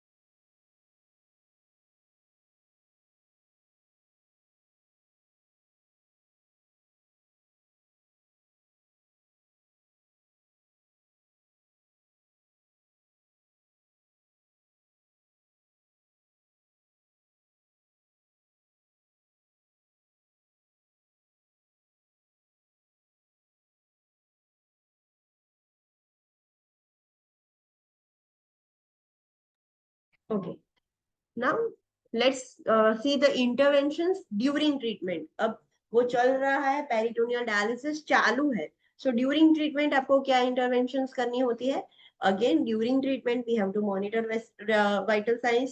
We have to monitor for respiratory distress, pain और discomfort because we are inserting fluid. कुछ solution insert कर रहे हैं, so check करना है कि पेशेंट को respiratory distress तो नहीं हो रहा है, वहां पर पेन तो नहीं हो रहा है, पेट दर्द लाइक पेन हो रहा है, डिस्कम्फर्ट तो नहीं हो रहा है, वो हम चेक करेंगे। Monitor for science of pulmonary oedema. Fluid बाहर से दे रहे हैं, अगर प्रॉब्लम हो गया कुछ कॉन्सेंट्रेशन में और फ्लूइड बॉडी ने एब्जॉर्ब कर लिया, सो पल्मोनरी एडिमा के लिए हम चेक करेंगे। मॉनिटर फॉर हाइपो और हाइपरटेंशन। फ्लूइड ज्यादा निकल गया तो हाइपो हो जाएगा, अंदर गया तो हाइपर हो जाएगा, सो वो भी मॉनिटर करना पड़ेगा। Monitor for मलेज, nausea and vomiting. Patient को थकान महसूस हो रही है, नोजिएटेड या वॉमिटिंग लग रहा है। Assess the catheter side dressing for वेटनेस और ब्लीडिंग। जहां से कैथेटर इंसर्ट किया है वो साइड पर लाइक जो ड्रेसिंग है वो गीला हो गया है, ब्लीडिंग हो रहा है, ब्लड वाला हो गया, वो भी हम चेक करेंगे during the procedure. Monitor dwell time as prescribe by PSCP. During procedure dwell time हमें चेक करते रहना है। डॉक्टर ने बोला है 30 मिनट्स, तो फिर ऐसा नहीं कि छोड़ दिया 1 घंटा हो गया हम भूल गए, ऐसा नहीं। We have to monitor the dwell time as prescribe by PSCP. Do not allow the dwell time to extend beyond the PSCP's prescription because this increases the risk for hyperglycemia. Doctor ने बोला है उससे ज्यादा देर तक हम उसको वहां पर नहीं रख सकते। डॉक्टर ने बोला है 1 आवर मतलब 1 hour, not 1 hour and 15 minutes, 30 minutes, ऐसा कुछ हम एक्स्ट्रा नहीं करेंगे। बिकॉज जितना ज्यादा फ्लूइड को वहां पर रखोगे, हाइपरग्लाइसेमिया पेशेंट को होने के रिस्क ज्यादा है, because glucose is added to that solution. Initiate outflow, turn the client from side to side if outflow is slow to start. अब dwell टाइम खत्म हो गया, अब हमें वो आउटफ्लो स्टार्ट करना है, वो रेगुलेटर अप करना है। और अगर स्टार्टिंग में बहुत स्लोली निकल रहा है फ्लूइड, तो पेशेंट को ऐसे साइड टू साइड टर्न करेंगे तो फ्लो फटाफट स्टार्ट हो जाएगा। We have to monitor the outflow, which should be continuous stream after the clamp is open. जैसे ही हमने क्लैंप ओपन किया, आउटफ्लो हमें मॉनिटर करना है, कंटिन्यूअस आना चाहिए। ऐसा नहीं कि अटक अटक कर आ रहा है फिर बंद हो रहा है, आ रहा है फिर बंद हो रहा है, ऐसा नहीं होना चाहिए। कंटिन्यूअस एक स्ट्रीम में आना चाहिए अगर क्लैंप ओपन कर दिया उसके बाद। Monitor outflow for colour and clarity, outflow का कलर कैसा है, क्लियर है, टर्बिड है, कैसा दिख रहा है, सो वो भी हमें मॉनिटर करना है। Monitor intake and output accurately if outflow is less than inflow, the difference is equal to the amount absorbed or retained by the client during dialysis and should be counted as intake. Okay, intake and output खास करके हमें monitor करना है बहुत accurately. Doctor ने बोला है 2 litre inflow डालना है, चलो 1 to 2 लीटर डाल सकते हैं। सो डॉक्टर ने बोला है 2 लीटर सॉल्यूशन पेशेंट के अंदर इंसर्ट करना है, 1 आवर के लिए रहने देना है, फिर उसको निकालना है। हाँ, पेशेंट घर पे भी कर सकता है ये। सो पेशेंट ने स्टार्ट किया, 2 लीटर पूरा अंदर चला गया, 1 घंटे के लिए रखा एंड आउटफ्लो चेक किया, पेशेंट ने लास्ट में मूवमेंट सब कुछ कर लिया, बट निकला सिर्फ 1.5 लीटर। तो बाकी का 500 कहाँ गया? सो पेशेंट के अंदर एब्सॉर्ब हो गया। सो फिर हम पेशेंट का पूरे दिन का जो फ्लूइड इंटेक रेस्ट्रिक्शन होता है कि आपको पूरे दिन का 1 लीटर ही पानी पीना है, तो 500 तो अब इंटेक में ही कंसिडर करना है, अब पेशेंट को सिर्फ 500 ही लेना होगा। सो जितना ब्लाइंड जो सॉल्यूशन का फ्लूइड है एब्जॉर्ब हो रहा है, तो उसको हम इनटेक करके कंसीडर कर देंगे एंड फिर पेशेंट को उसके अकॉर्डिंग फ्लूइड लेना होगा। An outflow greater than inflow as well as the appearance of frank blood or cloudiness in outflow should be reported to PHCP. Yes, outflow अगर ज्यादा आ रहा है, हमने फ्लूइड इंसर्ट किया था 2 लीटर, आउटफ्लो आया 2.5 लीटर, सो ये अगर ऐसा होता है तो भी इन्फॉर्म करना है पेशेंट पीएचसीपी को। या आउटफ्लो में ब्लड दिख रहा है आपको, पूरा ऐसे रेड आउटफ्लो आ रहा है, एकदम क्लाउडी, एकदम धुंधला धुंधला हो गया है, पूरा सॉल्यूशन टर्बिड हो गया है, तो भी पीएचसीपी को रिपोर्ट करना होगा।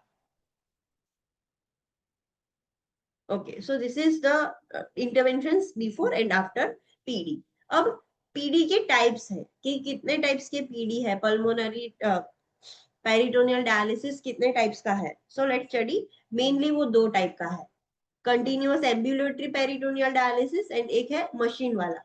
जो मशीन वाला है उसमें भी 3 टाइप्स है। So ideally peritoneal dialysis 2 type के हैं, एक एम्बुलेटरी है, एक मशीन वाला है जिसमें एम्बुलेशन नहीं कर सकता। मशीन वाले में भी 3 टाइप है।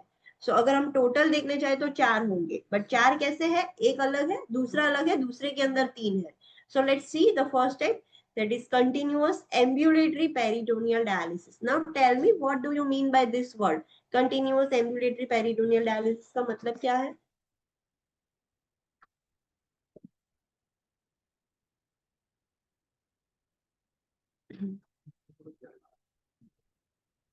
What do you mean by this?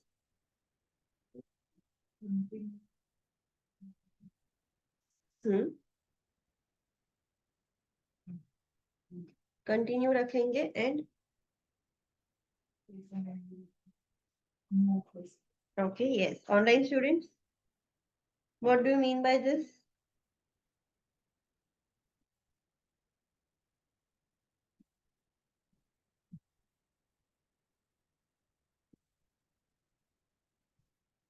चलो बोलो।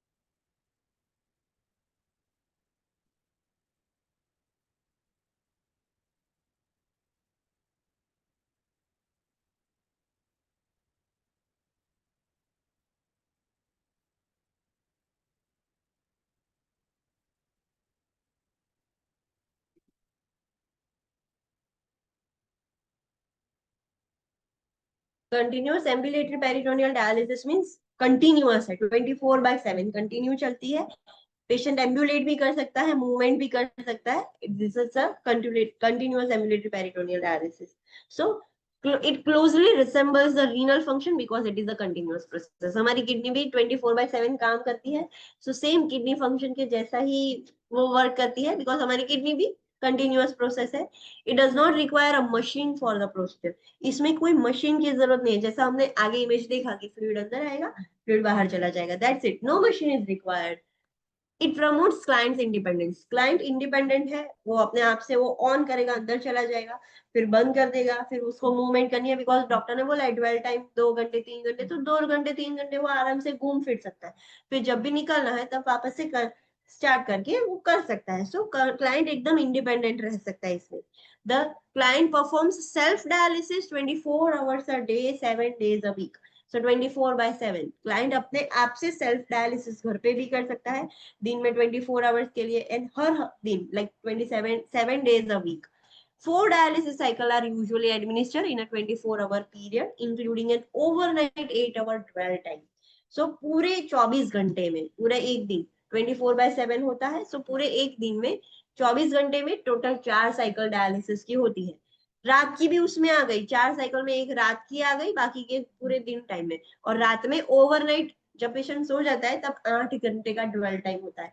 सो पेशेंट वो चालू करके, सॉल्यूशन चालू करके अंदर पेरिटोनियल कैविटी में इंसर्ट करके फिर डिस्कनेक्ट करके पेशेंट सो गया, 8 घंटे तक अंदर रखना है, फिर उठने के बाद कनेक्ट करके आउटफ्लो करना है. सो पूरे लाइक कंटिन्यूसली फिल्ट्रेशन तो हो ही रहा है, ब्लड का सॉल्यूशन अंदर है तो फिल्ट्रेशन होगा ही. सो ऐसे 24 घंटे में टोटल 4 साइकिल होती है.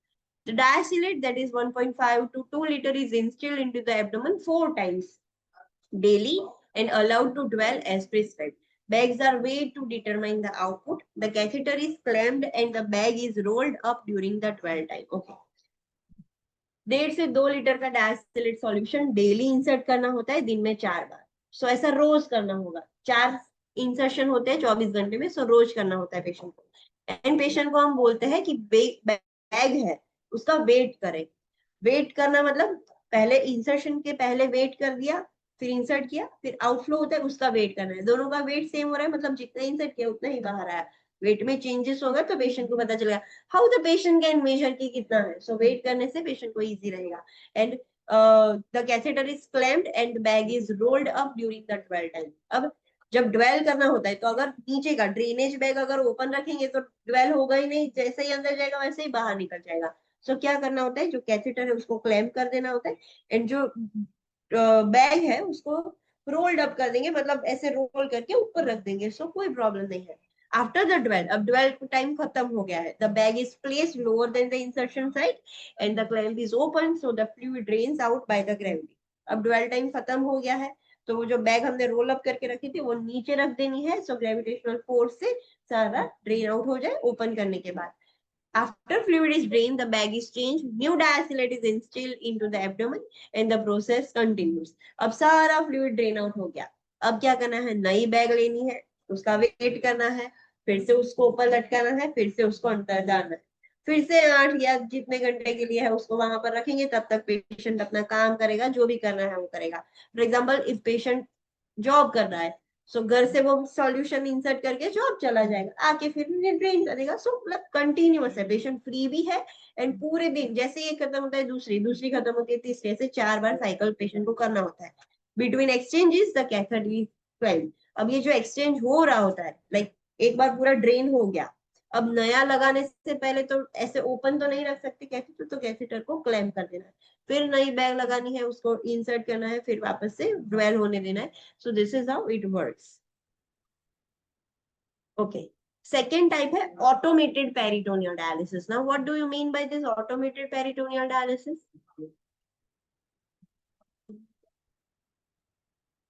Yes. Online students? What is this automated peritoneal dialysis?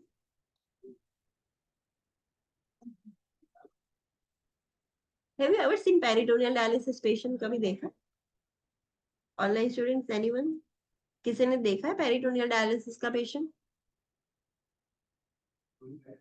No ma'am. मैंने भी नहीं देखा है. मैंने भी डायलिसिस हीमोडायलिसिस वाला ही देखा है। हाँ, बट एंक्लेक्स में ये बहुत ही ट्रेंडिंग है। I have seen one reel on Instagram कि एक पेशेंट होता है, जॉब करने के बाद कार में बैठकर उसने कार का जो ऊपर हैंडल होता है वहां डायसिलेट सॉल्यूशन बैग लगाया, इंसर्ट किया, ड्वेल होने दिया, एंड ड्वेल हो गया, फिर सब कुछ डिस्कनेक्ट करके वापस से रख दिया, एंड देन ही started driving. So that is, वो कंटिन्यूअस वाला था, अपने आप जब भी उसका टाइम हो उसको इंसर्ट करना है, फिर उतने टाइम तक रखना है, एंड देन ही started driving. So it is a concept in English countries. India में इतना कॉमनली मैंने नहीं देखा है। ऑटोमेटेड पेरिटोनियल डायलिसिस मतलब इट हैपेंस ऑटोमेटिकली।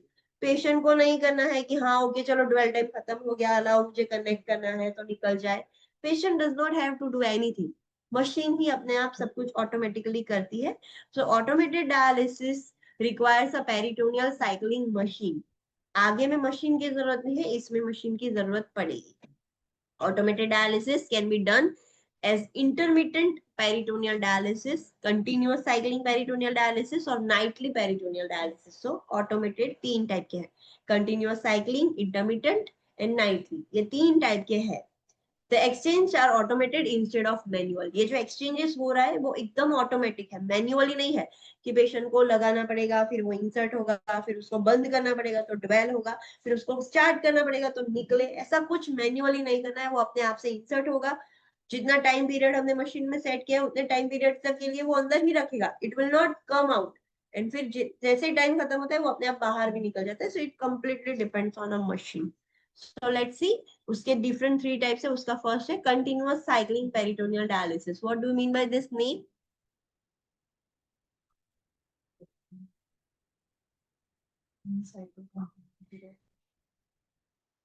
हाँ, आपने आगे देखा कंटिन्यूअस एम्ब्यूलेटरी पेरिटोनियल डायलिसिस है, 24 आवर्स अ डे चलता है, बट ये मशीन से चलेगा। सो पेशेंट एम्ब्यूलेटरी नहीं रह सकता, लाइक पेशेंट को एक कॉन्शियस रहना होगा। So let's see, dialysis requires peritoneal cycling machine, machine तो लगेगा ही इसमें। Dialysis usually consist of 3 cycles done at night and 1 cycle with in 8 hour 12 done in a morning. So दिन की 4 साइकिल हो रही है, कंटिन्यूअसली ये चालू रहेगा। 3 साइकिल रात में होगी और 1 साइकिल दिन में होगी, और 8 घंटे का ड्वेल होगा। So patient can go to work, right, but ये पूरा ऐसे होता है। The sterile catheter system is open only for the one end of procedure, which reduces the risk of infection. Okay, ये जो पूरा मशीन होता है, let me show you. Okay, so देखो, ये फर्स्ट फिगर है, this is the first figure. ये continuous ambulatory peritoneal dialysis है। देखो, पेशेंट ने डायसिलेट एक्सटेंड है, डायसिलेट सॉल्यूशन लगा दिया है, वो इंसर्ट हो जाएगा और यहाँ से निकल जाएगा। So patient is completely free, patient को जो भी करना है वो कर सकता है। अब ये वाला देखो, एक ऐसा मशीन होता है। सो मशीन के ऐसे ये सॉल्यूशन बैग है।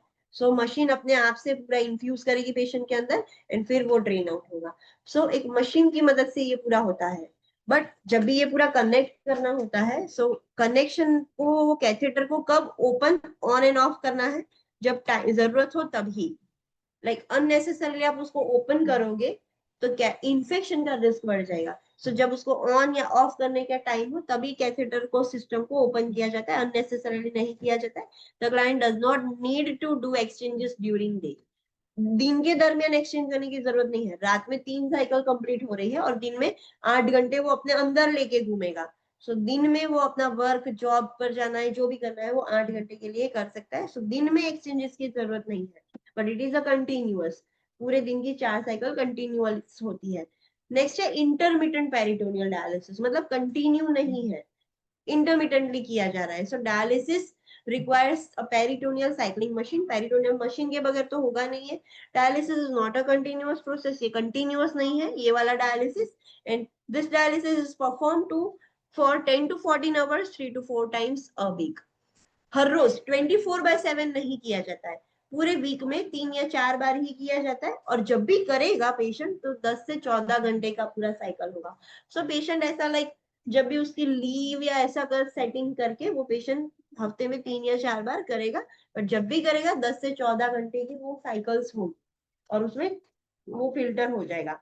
एंड नेक्स्ट है Knightley peritoneal dialysis. Knightley peritoneal dialysis मतलब वो रात को होगा।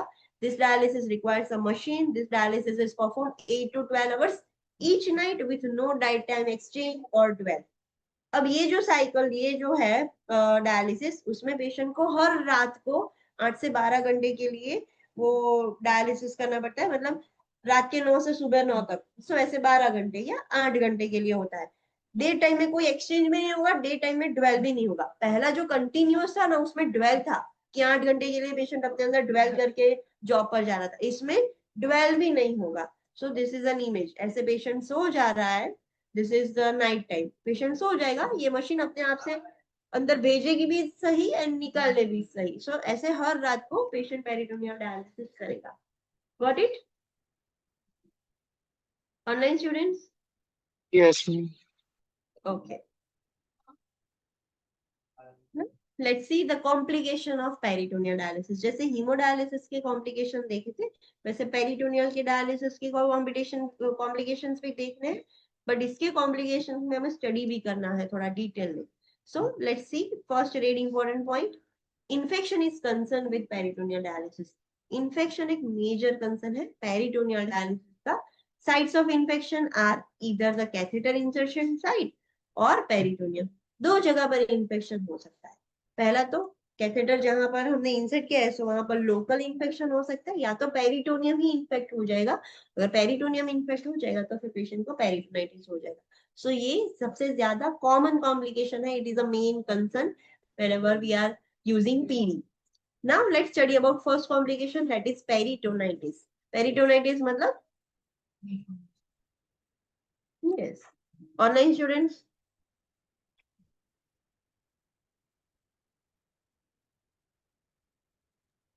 Inflammation of peritoneal cavity. Online students are not interested in study. Okay, so peritonitis मतलब उसमें क्या होगा, जब भी peritonitis कॉम्प्लिकेशन होती है तब we have to monitor the signs and symptoms of peritonitis. क्या है उसके signs and symptoms? So fever होगा, क्लाउडी आउटफ्लो होगा, जो आउटफ्लो निकल रहा है वो एकदम क्लाउडी होगा। Rebound abdominal tenderness. Rebound tenderness, I hope you know this क्या होता है। सो रीबाउंड एब्डोमिनल टेंडरनेस होगा, एब्डोमिनल पेन होगा, जनरल मलेज होगा, नोजिया एंड वॉमिटिंग होगा। सो ये साइंस अगर पेशेंट के अंदर दिख रहे हैं, then we have to understand that patient is experiencing peritonitis. Cloudy और opaque outflow is an early sign of peritonitis. जैसे ही peritonitis होगा, फर्स्ट साइन क्या होगी, जो आउटफ्लो निकल रहा है बॉडी में से वो एकदम क्लाउडी होगा और ओपेक दिखेगा, लाइक क्लियर नहीं होगा, ओपेक होगा। If peritonitis is suspected, obtain a sample for culture and sensitivity of the outflow to determine the infective organism. हमें लगा कि पेशेंट को पेरिटोनाइटिस है, तो क्या करना है, जो आउटफ्लो निकल रहा है ना, उसमें से थोड़ा सैंपल कल्चर के लिए भेज देना है, सेंसिटिविटी के लिए भी भेज देना है, तो पता चले कि कौन सा ऑर्गेनिज्म है, क्या एंटीबायोटिक दे सकते हैं। एंटीबायोटिक्स में भी एडेड टू डायसिलेट। अब एंटीबायोटिक्स आईवी तो वो तो दे सकते हैं, बट सीधा डायसिलेट में भी हम ऐड करके दे सकते हैं antibiotics if there is a peritonitis.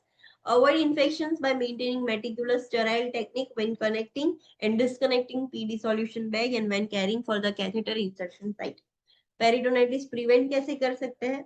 So proper sterile technique use करने से, जब भी कनेक्ट करते हैं कैथेटर, जब भी डिस्कनेक्ट करते हैं, जब भी कैथेटर इंसर्शन, सब जगह पर स्टेराइल टेक्निक यूज करोगे तो पेशेंट को इन्फेक्शन नहीं होगा।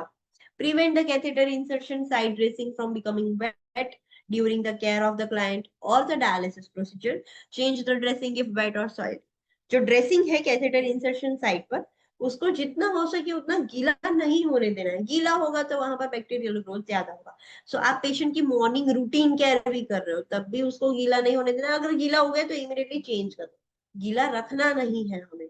सो मॉर्निंग रूटीन केयर के वक्त या डायलिसिस के वक्त, चलो आपने डायलिसिस ऐसे स्टार्ट किया और ट्यूबिंग में लीकेज है, तो सब कुछ गीला हो जाएगा। सो उस वक्त भी गीला नहीं होना चाहिए। अगर गीला हो जाता है, गंदा हो जाता है, तो इमीडिएटली चेंज करना है। Follow institutional procedure for connecting and disconnecting TD solution bags, which may include scrubbing the connection site with an antiseptic solution. जब भी डिस्कनेक्ट, लाइक सॉल्यूशन बैग हमने लगाया डायसिलेट का, फिर उसको कनेक्ट किया तो अंदर गया, फिर अब अंदर रखना है तो हमें डिस्कनेक्ट भी करना पड़ेगा। तो जब भी कनेक्शन करना है, डिस्कनेक्ट करना है, तो हमारी जो हॉस्पिटल की पॉलिसीज है वो फॉलो करनी है। आइडियली क्या होता है, कनेक्शन जहां पर हम कनेक्ट करते हैं उसके आसपास और उस पर एंटीसेप्टिक सॉल्यूशन से उसको स्क्रब करना होता है। आपने कैथेटर केयर की होगी, हम बीटाडीन से कैसे पूरा कैथेटर क्लीन करते थे वैसे क्लीन करना होता है।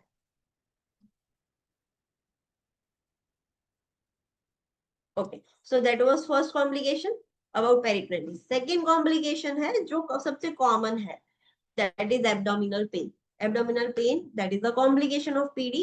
So peritoneal irritation during inflow commonly causes abdominal cramping and discomfort during first few exchanges. अभी नया नया ही पेशेंट ने पेरिटोनियल डायलिसिस स्टार्ट किया, सो स्टार्टिंग में जैसे ही वो सॉल्यूशन कॉन्सेंट्रेटेड सॉल्यूशन है पूरा ऐसे पेरिटोनियल कैविटी में जाएगा, सो क्रैम्पिंग स्टार्ट हो जाएगी और पेशेंट को पेन होगा, and that is common in first few exchanges. The pain usually disappears after 1 to 2 weeks of dialysis treatment. एक दो हफ्ते से पेशेंट डायलिसिस ट्रीटमेंट ले रहा है तो अब धीरे धीरे उसकी बॉडी यूज हो जाएगी एंड पेन अब चला जाएगा। Warm the diacylate before administration using a special diacylate warmer pad because the cold temperature of diacylate can cause discomfort.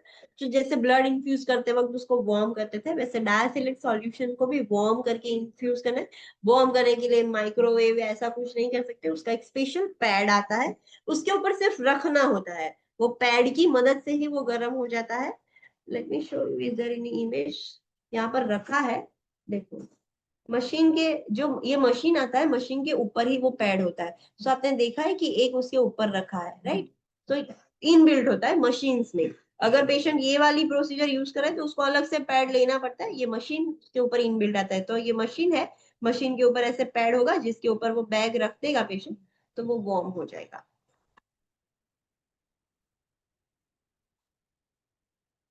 तो उसका ही यूज करना है to warm the solution. Abnormal outflow characteristics indicative of complication, जैसे हमने ओबीजी में पढ़ा था, amniotic fluid के कलर से हमें पता चलना चाहिए कि क्या कॉम्प्लिकेशन हुई है, राइट?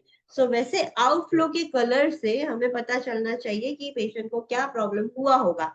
सो आपको क्वेश्चन में शायद सिर्फ कैरेक्टरिस्टिक दिए होंगे कि आप एक पेशेंट की केयर कर रहे हो और अचानक से आउटफ्लो ऐसा दिख रहा है, so what could be the possible cause, या क्या हो सकता है, सो वो आपको पता होना चाहिए।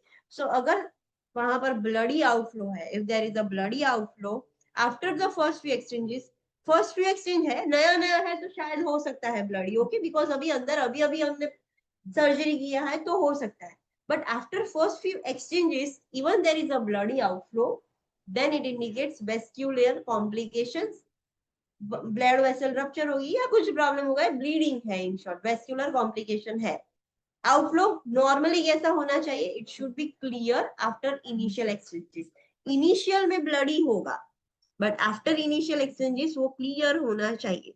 अगर उसके बाद ब्लडी है then it indicates vascular complication.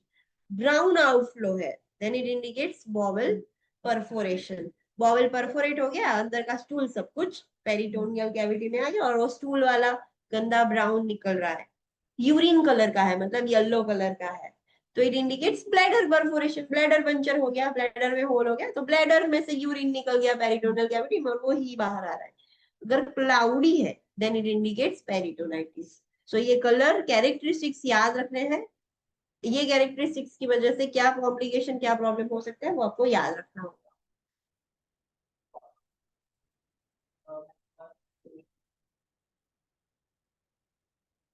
Third complication है इनसफिशिएंट आउटफ्लो। ये भी पेशेंट एक्सपीरियंस कर सकते हैं।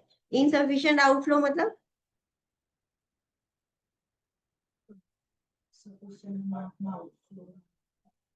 Okay, online students, insufficient outflow means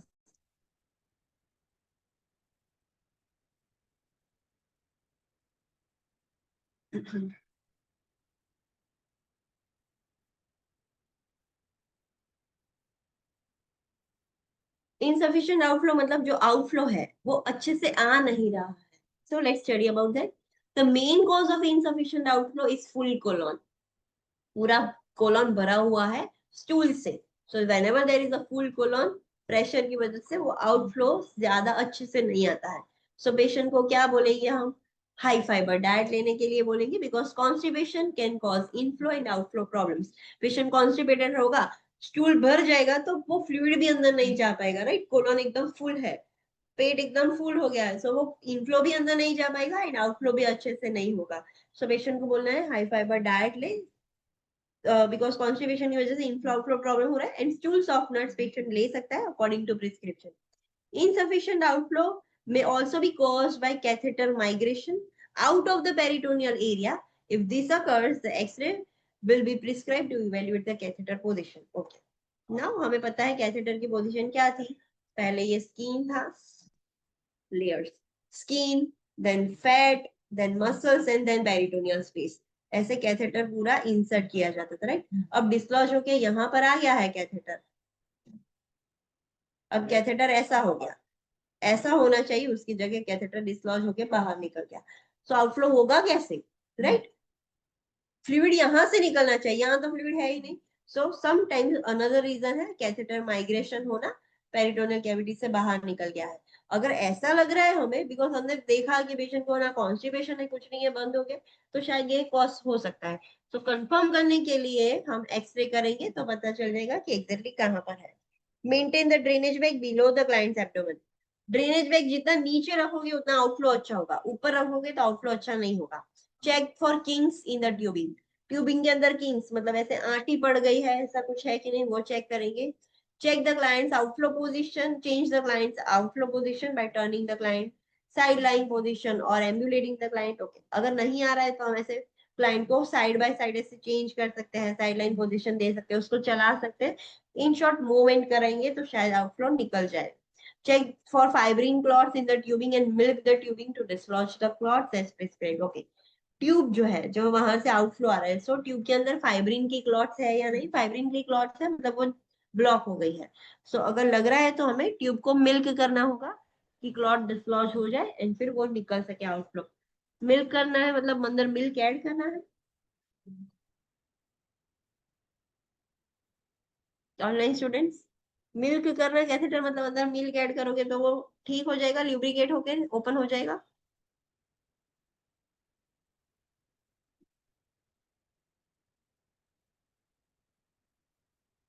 milking करवाना, मसाज जो। Okay, so just imagine this is a catheter, ये कैथेटर है, राइट। आइडियली आपने देखा होगा हॉस्पिटल्स में कैसे मिल्किंग होता है, ऐसे करके आईवी ट्यूबिंग के साथ ऐसे करके पूरा ऐसे करके मिल्क करते हैं, right. Have you ever seen this, ऐसा देखा है करते हुए? यस। हाँ, बट ये मिल्किंग रॉन्ग है, इतना ज्यादा मिल्किंग नहीं करना होता है। मिल्किंग करना मतलब ऐसे प्रेस करके हम, इन शॉर्ट हम उसको ऐसे आप कर सकते हो कि चलो आपने ऐसा पिंच किया फिर छोड़ दिया या प्रेस किया, पूरा ऐसा ट्विस्ट करोगे तो इट विल क्रिएट डिस्कम्फर्ट। तो इतना ज्यादा नहीं करना होता है, बट मिल्किंग मतलब सिंपली प्रेस करना है कि जो ड्यू है वो निकल जाए, जो क्लॉट्स है वो डिसलॉज हो जाए।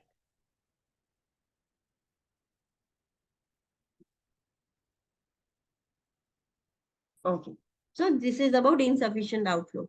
नेक्स्ट कॉम्प्लिकेशन है पीडी की, leakage around the catheter side. Catheter में से लीकेज नहीं है, कैथेटर के आजू बाजू से लीकेज है, like this.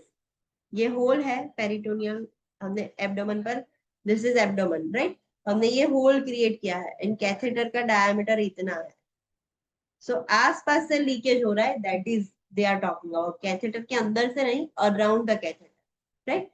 So clear fluid that leaks from the catheter exit site will be noted. जहां से कैथेटर एग्जिट हो रहा है वहां से अगर क्लियर फ्लूइड निकल रहा है तो हमें नोट करना होगा कि यस लीकेज है। It leaks.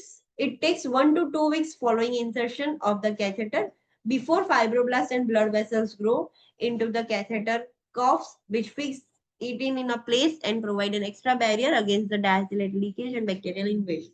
स्टार्टिंग में शायद पॉसिबिलिटीज है कि अभी अभी फ्रेश किया है तो आसपास से लीकेज होगा, बट 1 से 2 वीक के बाद फाइब्रोब्लास्ट एंड ब्लड वेसल्स बन जाएंगे तो फिर लीकेज नहीं होगा। Smaller amount of diacylate needs to be used. It may take up to 2 weeks for the client to tolerate full 2 liter exchange without leaking around the catheter site. Starting में हमें पता है कि अभी वो फाइब्रोब्लास्ट और वो सब हुआ ही नहीं तो लीकेज होगा। सो क्यों ज्यादा देना है, जितना ज्यादा भरोगे उतना ज्यादा लीक हो जाएगा। सो स्टार्टिंग में स्मॉलर अमाउंट ऑफ डायसिलेट ही यूज होता है पेशेंट को 2 वीक लगेंगे कि पूरा 2 लीटर सॉल्यूशन टॉलरेट कर सके विदाउट एनी लीकेज, राइट। सो स्टार्टिंग में सब कम अमाउंट देंगे, 500 ml और ऐसा ऐसा सॉल्यूशन देते हैं doctor. Okay, so that is all about complications of peritoneal dialysis. Should we start new topic? Kidney transplantation start करना है? Let me see.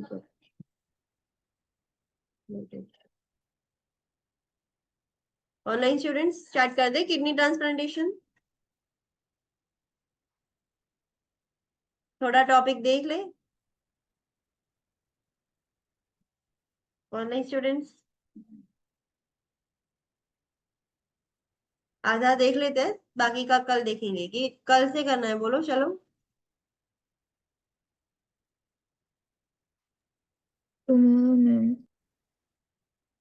Other students, बाकी के 8 स्टूडेंट्स क्या करना है बोलो। चलो मेजोरिटी क्या है?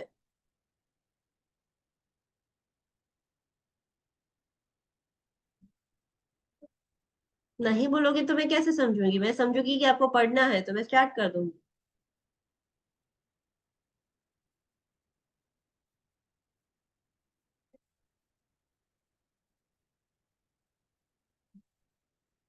Okay, let's complete some topic, बाकी का कल देखेंगे। So let's start with the kidney transplantation. So kidney transplantation में कैसा होता है ये आपको इमेज में दिखा रहा है। फर्स्ट इमेज है वहां पर,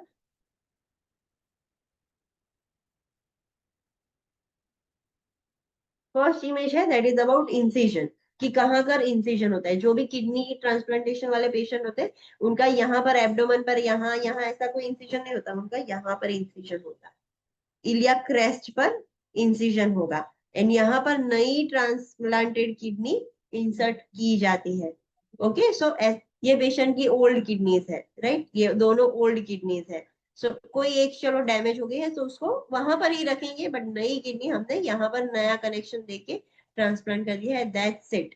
पुरानी किडनी नहीं निकालनी होती है। हाँ, अगर वो प्रॉब्लम क्रिएट कर ली है, बहुत बड़ी एनलार्ज हो गई है, लाइक पॉलीसिस्टिक किडनी डिजीज है, ऐसा कुछ है तो निकाल देंगे, बाकी निकालने की जरूरत नहीं है, उसको एज इट इज रखो, कोई प्रॉब्लम नहीं है। So this is a placement of kidney, this is incision of kidney. So ऐसे होता है। Okay, let's see the description. A human kidney from a compatible donor is implanted into a recipient. Kidney transplantation मतलब क्या? एक इंसान की kidney, yes. यहाँ पर हमने आगे देखा था कि वाल्व हम बोवाइन का, पोर्सिन का, पिग का, काउ का यूज कर सकते हैं। किडनी सिर्फ ह्यूमन की यूज कर सकते हैं, कोई अदर एनिमल की किडनी नहीं चलेगी। सो ह्यूमन की किडनी यूज कर सकते हैं, जो कंपेटिबल डोनर है उसकी किडनी रेसिपिएंट के अंदर हम ट्रांसप्लांट कर देंगे। Kidney transplantation is performed for irreversible kidney failure. Specific criteria are established for eligibility for a transplantation. Okay, yes. Kidney transplantation कब किया जाता है? जब इरिवर्सिबल किडनी फेलियर हो गया है, बहुत क्रोनिक हो गया है, तब हम किडनी ट्रांसप्लांटेशन करेंगे। बट उसके भी क्राइटेरिया होते हैं कि ये पेशेंट ट्रांसप्लांटेशन करने के लिए बराबर है या नहीं। अगर पेशेंट की किडनी खराब है बट ट्रांसप्लांटेशन के लिए एलिजिबल नहीं है तो फिर नहीं कर सकते। So, उसके भी कुछ क्राइटेरिया होते हैं, वो फुलफिल हो तभी कर सकता है। The recipient must take immunosuppressive medication for life. और जो भी पेशेंट किडनी ले रहा है, नई किडनी रेसिपिएंट, तो उसको लाइफ टाइम के लिए इम्यूनोसप्रेसिव मेडिकेशन लेनी पड़ेगी। कोई भी ट्रांसप्लांटेशन करो, लाइफ लॉन्ग इम्यूनोसप्रेसिव मेडिकेशन लेनी ही पड़ती है। Now let's see the donor. Donor कौन कौन से लोग डोनेट कर सकते हैं? So donor could be, it may be living, related और unrelated to client. Living donor मतलब वो जिंदा है, या तो क्लाइंट का रिलेटिव है या तो कोई भी अनस्ट्रेंजर है जिसको डोनेट करना है तो वो कर रहा है, लाइक ऐसा भी हो सकता है।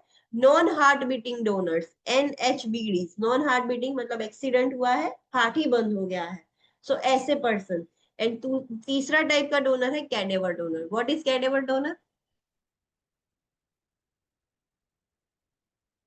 What is the difference between non heart beating donor and cadaver donor? दोनों मरे हुए हैं, चलो मैं आपको बोल रही हूँ।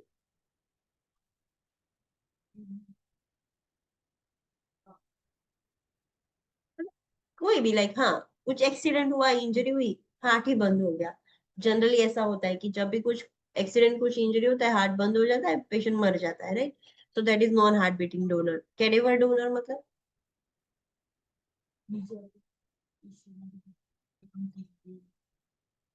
તેનામાં બી કિડની તો ચાલુ હોય એટલે તો ડોનેટ કરી શકાય. કિડની જ ડેમેજ થઈ જાય તો ડોનેટ કેવી રીતે થાય? कैडेवर डोनर्स मतलब ब्रेन डेड. ब्रेन डेड हो गया है, हार्ट भी चल रहा है, सारे ऑर्गन्स, जब तक पेशेंट वेंटिलेटर पर है तब तक वो लाइक जिंदा लाश है. जैसे ही वेंटिलेटर बंद होगा सारे ऑर्गन्स फेल हो जाएंगे. So that is a cadaver, brain dead वाले person.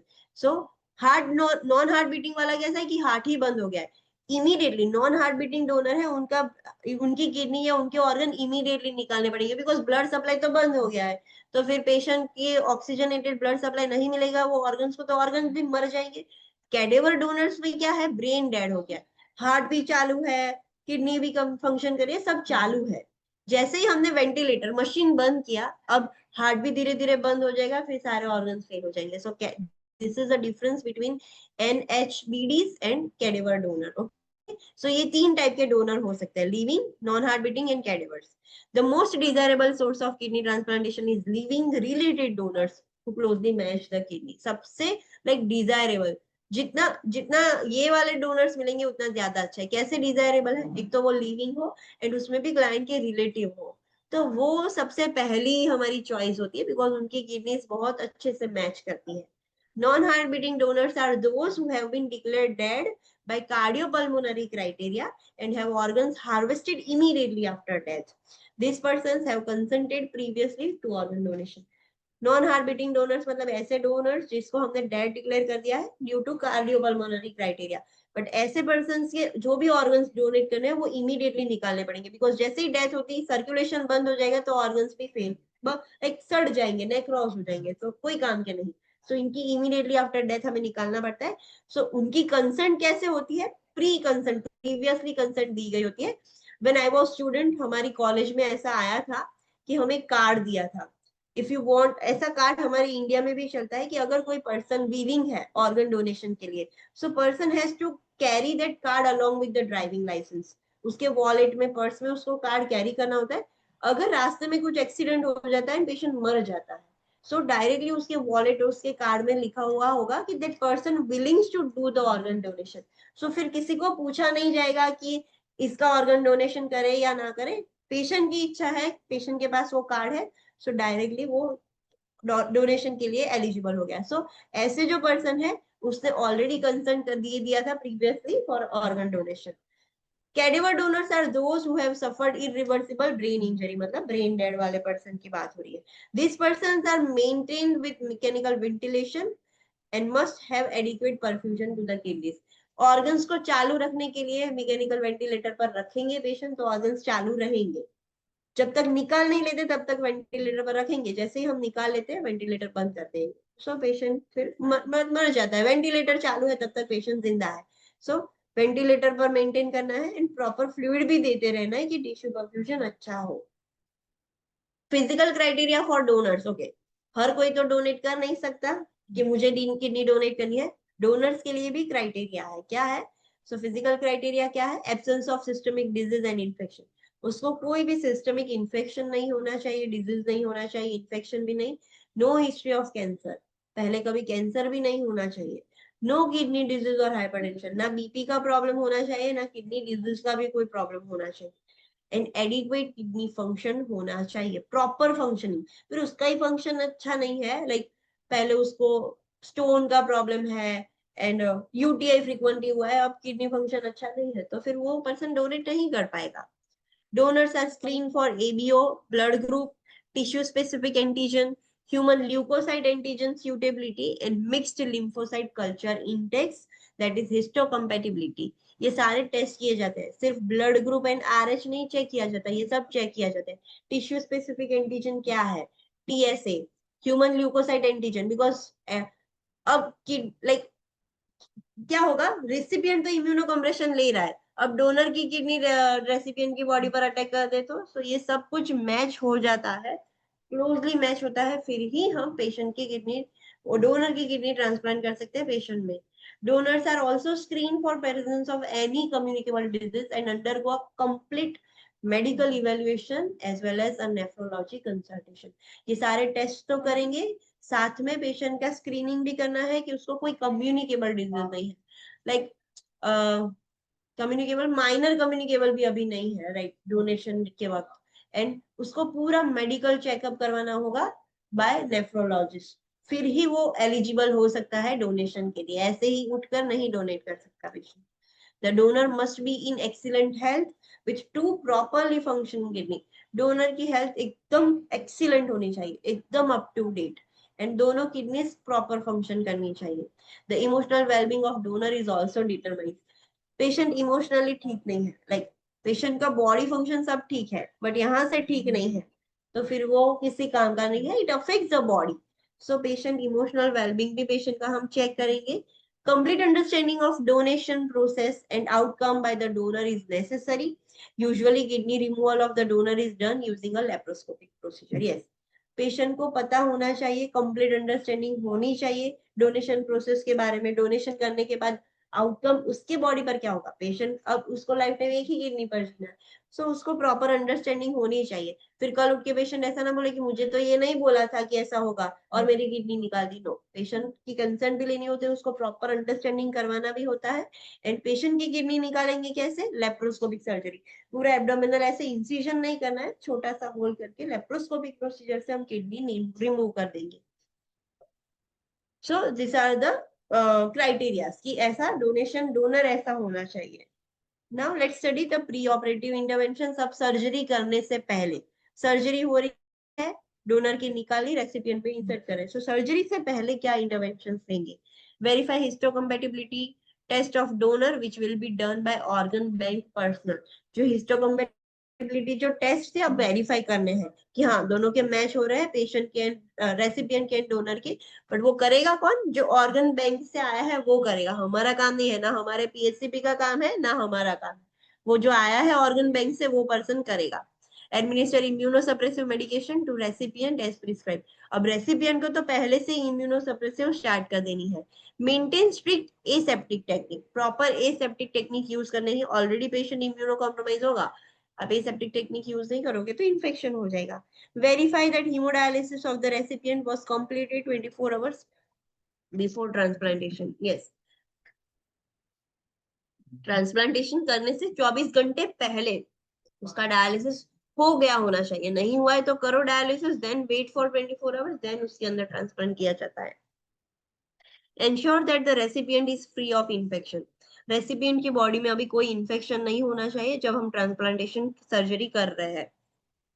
Assess renal function studies, patient की रीनल फंक्शन स्टडीज चेक करनी है। नो डाउट किडनी खराब है तो ऑल्टर होगी, बट वो चेक कर लेनी है, तो हम later on after surgery improve हुआ कि नहीं वो चेक करने के लिए पता है। Encourage discussion of feelings of a live donor and recipients. अगर वो लाइव डोनर है, डेड है तो वो तो फीलिंग्स की बात ही नहीं है, बट अगर लाइव डोनर है तो दोनों लाइक फीलिंग्स एनकरेज करना है कि फीलिंग्स डिस्कस करें लाइव डोनर एंड रेसिपिएंट्स दोनों। Provide psychological support to live donor, NHBD family and cadaver donor family and to the recipient. हमें साइकोलॉजिकल सपोर्ट देना होगा लाइव डोनर को, एनएचबीडी वाला था तो उसकी फैमिली मेंबर्स को, कैडेवर था तो उसके भी फैमिली मेंबर्स को, एंड रेसिपिएंट को भी सपोर्ट देना होगा। नेक्स्ट है, ओके, आज के लिए इतना रखता है, पोस्ट ऑपरेटिव लेंदी है। Okay, so let's do a quick revision. आज हमने क्या देखा, so we have completed peritoneal dialysis. Peritoneal dialysis मतलब हम ब्लड निकालकर प्योरीफाई नहीं कर रहे, सॉल्यूशन पेरिटोनियल कैविटी में इंसर्ट करें, वहां से वो ब्लड को फिल्टर कर देगा एंड वेस्ट निकल जाएगा। कॉन्ट्राइंडिकेशंस हमने देखे कि कौन से पर्सन में हम पेरिटोनियल डायलिसिस नहीं कर सकते, peritonitis, abdominal adhesion, recent abdominal surgery and GI problems like diverticulosis. फिर हमने देखा कि पेरिटोनियल डायलिसिस कैसे इंसर्ट किया जाता है, कैसे किया जाता है। ओके, मतलब एक कैथेटर होता है जिसको इंसर्ट करेंगे, फिर वो आउटफ्लो होगा, बीच में एक ड्रैकन कफ होगा जिसके आसपास फाइब्रोब्लास्ट एंड ब्लड वेसल्स बन जाएगी, तो वहां पर फिक्स हो जाएगा, 1 से 2 वीक का टाइम लगता है, एंड ये सब हमने देखा। डायसिलेट सॉल्यूशन, जो पीवी में जो सॉल्यूशन यूज होता है वो सब पेशेंट के लिए सेम नहीं, डॉक्टर डिसाइड करेंगे, प्रिस्क्राइब करेंगे कि कौन सा सॉल्यूशन होना चाहिए। ये सॉल्यूशन स्टेराइल होना चाहिए, क्लीन नहीं चलेगा इसमें। सो इसके अंदर ग्लूकोज होता है, इलेक्ट्रोलाइट्स होते हैं, मिनरल्स होते हैं, मेडिकेशंस ऐड कर सकते हैं, हिपेरिन ऐड कर सकते हैं, पोटेशियम ऐड कर सकते हैं, बहुत सारी चीजें हम इसमें ऐड कर सकते हैं depending on the patients need. Insulin भी इसमें ऐड कर सकते हैं इफ पेशेंट इज डायबिटिक। फिर पीडी इन्फ्यूजन कैसे होता है हमने देखा, 3 चीज होती है, फिल होगा, ड्वेल होगा एंड आउटफ्लो होगा। फिल मतलब सॉल्यूशन से पेशेंट की पेरिटोनियल कैविटी भर रही है, फिल हो रही है। ड्वेल मतलब वहां पर रहेगा, वो भी डॉक्टर बोलेंगे कि कितने टाइम तक रखना है। एंड आउटफ्लो मतलब वो निकालना है। जब पीडी होता है, पीडी करने से पहले आपको क्या इंटरवेंशन करनी है वो हमने देखा। पीडी चल रहा है तब आपको क्या इंटरवेंशन करनी है वो हमने देखा। फिर टाइप्स ऑफ पीडी देखा, मेनली 2 टाइप्स के हैं, कंटिन्यूअस एम्बुलेटरी पीडी है एंड ऑटोमेटेड पीडी है। कंटिन्यूअस एम्बुलेटरी मतलब पेशेंट घूमता फिरता रहेगा, अपने आप बैग कनेक्ट करेगा, अंदर सॉल्यूशन जाएगा, फिर डिस्कनेक्ट करेगा, वो घूमेगा, अपना काम करेगा, फिर जब भी निकालेगा, टाइम पीरियड खत्म हो जाए तब वो कनेक्ट करके वापस से निकाल देगा। सो 24/7 हर रोज 24 घंटे के लिए प्रोसेस होती है। 24 घंटे में टोटल 4 साइकिल होगी। एक साइकिल रात के 8 घंटे के लिए पेशेंट वो ड्वेल करके सो जाएगा, उठ के निकाल देगा। सो पूरे दिन की 4 साइकिल्स पेशेंट करता है। ऑटोमेटेड पेरिटोनियल डायलिसिस मतलब ऑटोमेटिकली ना, पेशेंट को ऐसे मैन्युअली करने की जरूरत नहीं है कि कनेक्ट किया फिर ड्वेल टाइम खत्म हुआ तो वापस से याद करके उसको फिर से कनेक्ट किया कि ड्रेन हो सके, ऐसा कुछ मैन्युअली करने की जरूरत नहीं है। सब कुछ ऑटोमेटिक एक मशीन ही करती है, जितना टाइम 12 होने के बाद अपने आप से ड्रेन करेगी, तो सब मशीन हैंडल करेगी। ऑटोमेटेड भी 3 टाइप के हैं, continuous cycling, intermittent and Knightley. Continuous cycling मतलब लाइक डेली होता है पेशेंट का, 24/7 होता है, बट उसमें जो आगे हमने देखा था उससे क्या अलग है, उसमें दिन में 3 होती थी, रात में 1 होता था। इसमें रात में 3 हो रही है, दिन में 1 हो रहा है, राइट। और 8 घंटे के लिए ड्वेल टाइम होगा, तो पेशेंट जॉब पर और वैसे जा सकते हैं, बिकॉज मशीन लेके तो पेशेंट जॉब पर नहीं जा पाएगा ना, और उसमें तो पेशेंट को प्रॉब्लम नहीं होगा, राइट। इसमें मशीन की जरूरत है। सो दिन में 3 एक ही बार होगा और 8 घंटे का ड्वेल टाइम होगा, पेशेंट कैरी करेगा। जब पेशेंट चलो जॉब पर जा रहे हैं तो उसके अंदर वो सॉल्यूशन है, 8 घंटे का ड्वेल है एंड रात में 3 साइकिल्स हो रही है। इंटरमीडिएट में क्या होगा, हर रोज पेशेंट नहीं कर रहा है पीडी, पूरे लाइक वीक में 3 से 4 बार ही कर रहा है। सो 3 से 4 दिन में कर रहा है, वीक में 7 दिन में से 3 या 4 दिन कर रहा है, बट जब भी कर रहा है तब 10 से 14 घंटे के लिए वो होगा। एंड उसमें साइकिल्स होगी, यही 4 साइकिल्स होती है, बट 10 से 14 घंटे के लिए होती है। नाइटली पेरिटोनियल डायलिसिस मतलब हर रोज होगा बट हर रात को होगा, सिर्फ रात में ही 8 से 12 घंटे तक पूरी साइकिल चलती है। 8 से 12 घंटे में 4 साइकिल्स खत्म हो जाएगी। दिन में ना उसको कैरी भी करना है, कुछ भी नहीं करना है, ना ड्वेल करना है, ना एक्सचेंज होगा, कुछ नहीं होगा। So this is automated. Night time वाला देखा। फिर हमने पेरिटोनियल डायलिसिस की कॉम्प्लिकेशन देखी। What is this red important point?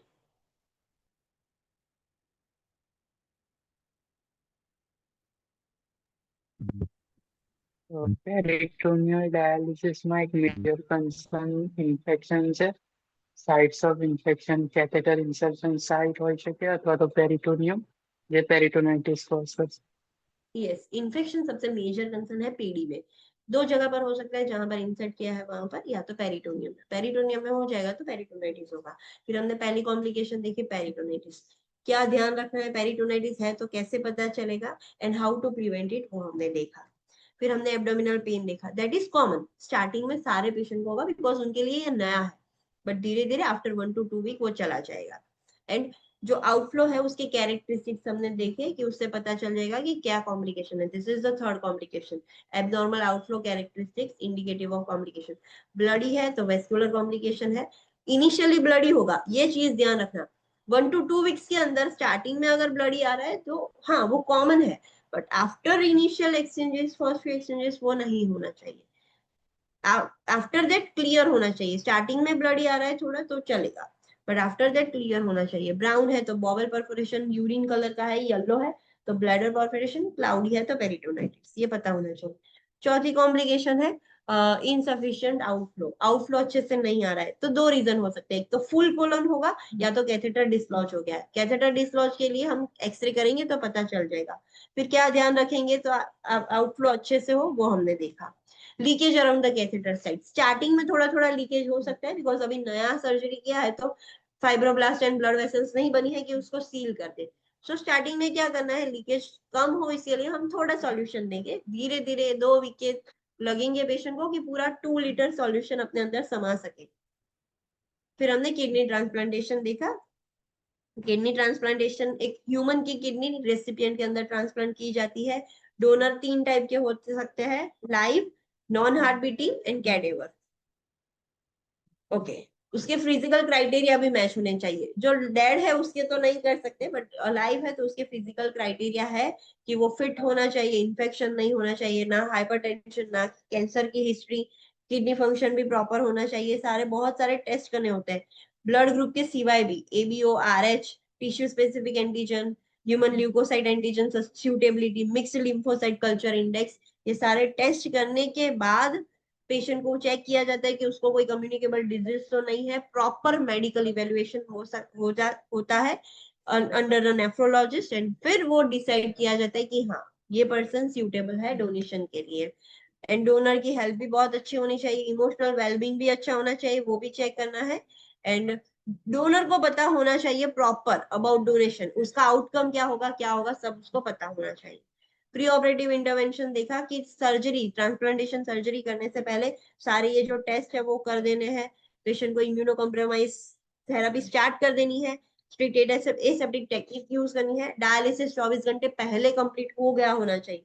नहीं हुआ है तो अभी सर्जरी नहीं कर सकते, we have to postpone the surgery. Recipient को कोई इन्फेक्शन नहीं होना चाहिए ड्यूरिंग सर्जरी, राइट, बिकॉज पहले ही चेक करना है कि अभी कोई इन्फेक्शन नहीं है।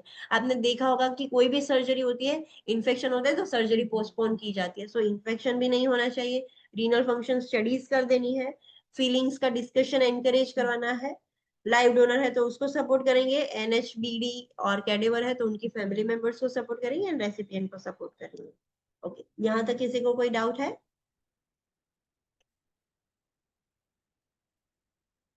Online students? No, no. Okay, I will take few 2 minutes of yours. Okay, tell me about the test. Test कैसा था?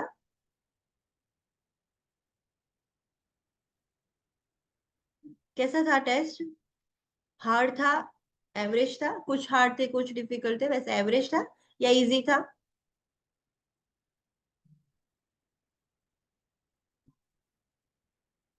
ऑनलाइन स्टूडेंट्स, आप सबने टेस्ट दे दिया है कि नहीं दिया है?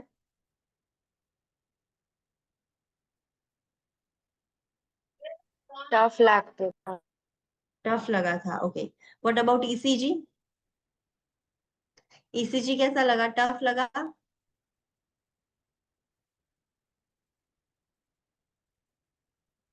ईसीजी इंटरप्रिटेशन कैसा लगा? पता चला ईसीजी इंटरप्रिटेशन कैसे आएगा? ऐसा डायरेक्टली नहीं पूछेंगे आपको कि ये कौन सा ईसीजी है।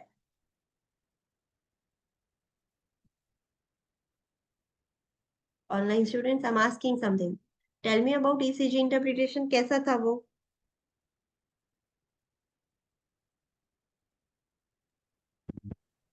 Tough तो Okay. इमेज पे थोड़ा सा कुछ Interventions के ऊपर से था। फिर लाइक ऐसा लगा कि ऐसा ECG तो बड़ा ही नहीं है ना? हाँ, आंसर ओके। थोड़ा ख्याल आओ से। हाँ, so I will share the answer key मैं आपको भेजूंगी, आप रीड कर देना जो भी नई चीज लग रही है। This is so important. I have asked some things that we have not studied in our from our book. जब आप यूएल भी प्रैक्टिस करोगे ना तो बहुत सारे कॉन्सेप्ट ऐसे आएंगे जो आपको फर्स्ट टाइम आप फेस करोगे। There was one another question but वो मैं फॉर्मेट नहीं कर पाई, एक दूसरी टाइप का भी ईसीजी है। सो जब भी आप क्वेश्चन प्रैक्टिस करते हो कुछ नई चीज आपको जानने को मिलती है। This is something new that I ever know, and मेरे लिए समथिंग ये कुछ अलग है। सो वो नोट डाउन करो, एग्जाम में आ सकता है। सो कुछ भी नई चीज सीखने को मिली है, सो उसके ऊपर स्टडी करो क्या है, उसको याद रखो, नोट्स में नोट डाउन कर दो। So I will share the answer key read कर लेना। अगर उसमें कुछ डाउट है कि अभी भी ये पता नहीं चल रहा है how does it work, then you can contact me, I will clear your doubts. Okay, किसका बाकी है टेस्ट देना? Is anyone remaining for the test? मेरा बाकी है ma'am. Okay, so I will keep the link open. You can give today. Okay. Okay. Yes, ma'am. Yeah. Thank you. See you tomorrow at 9 a.m. Thank you, ma'am.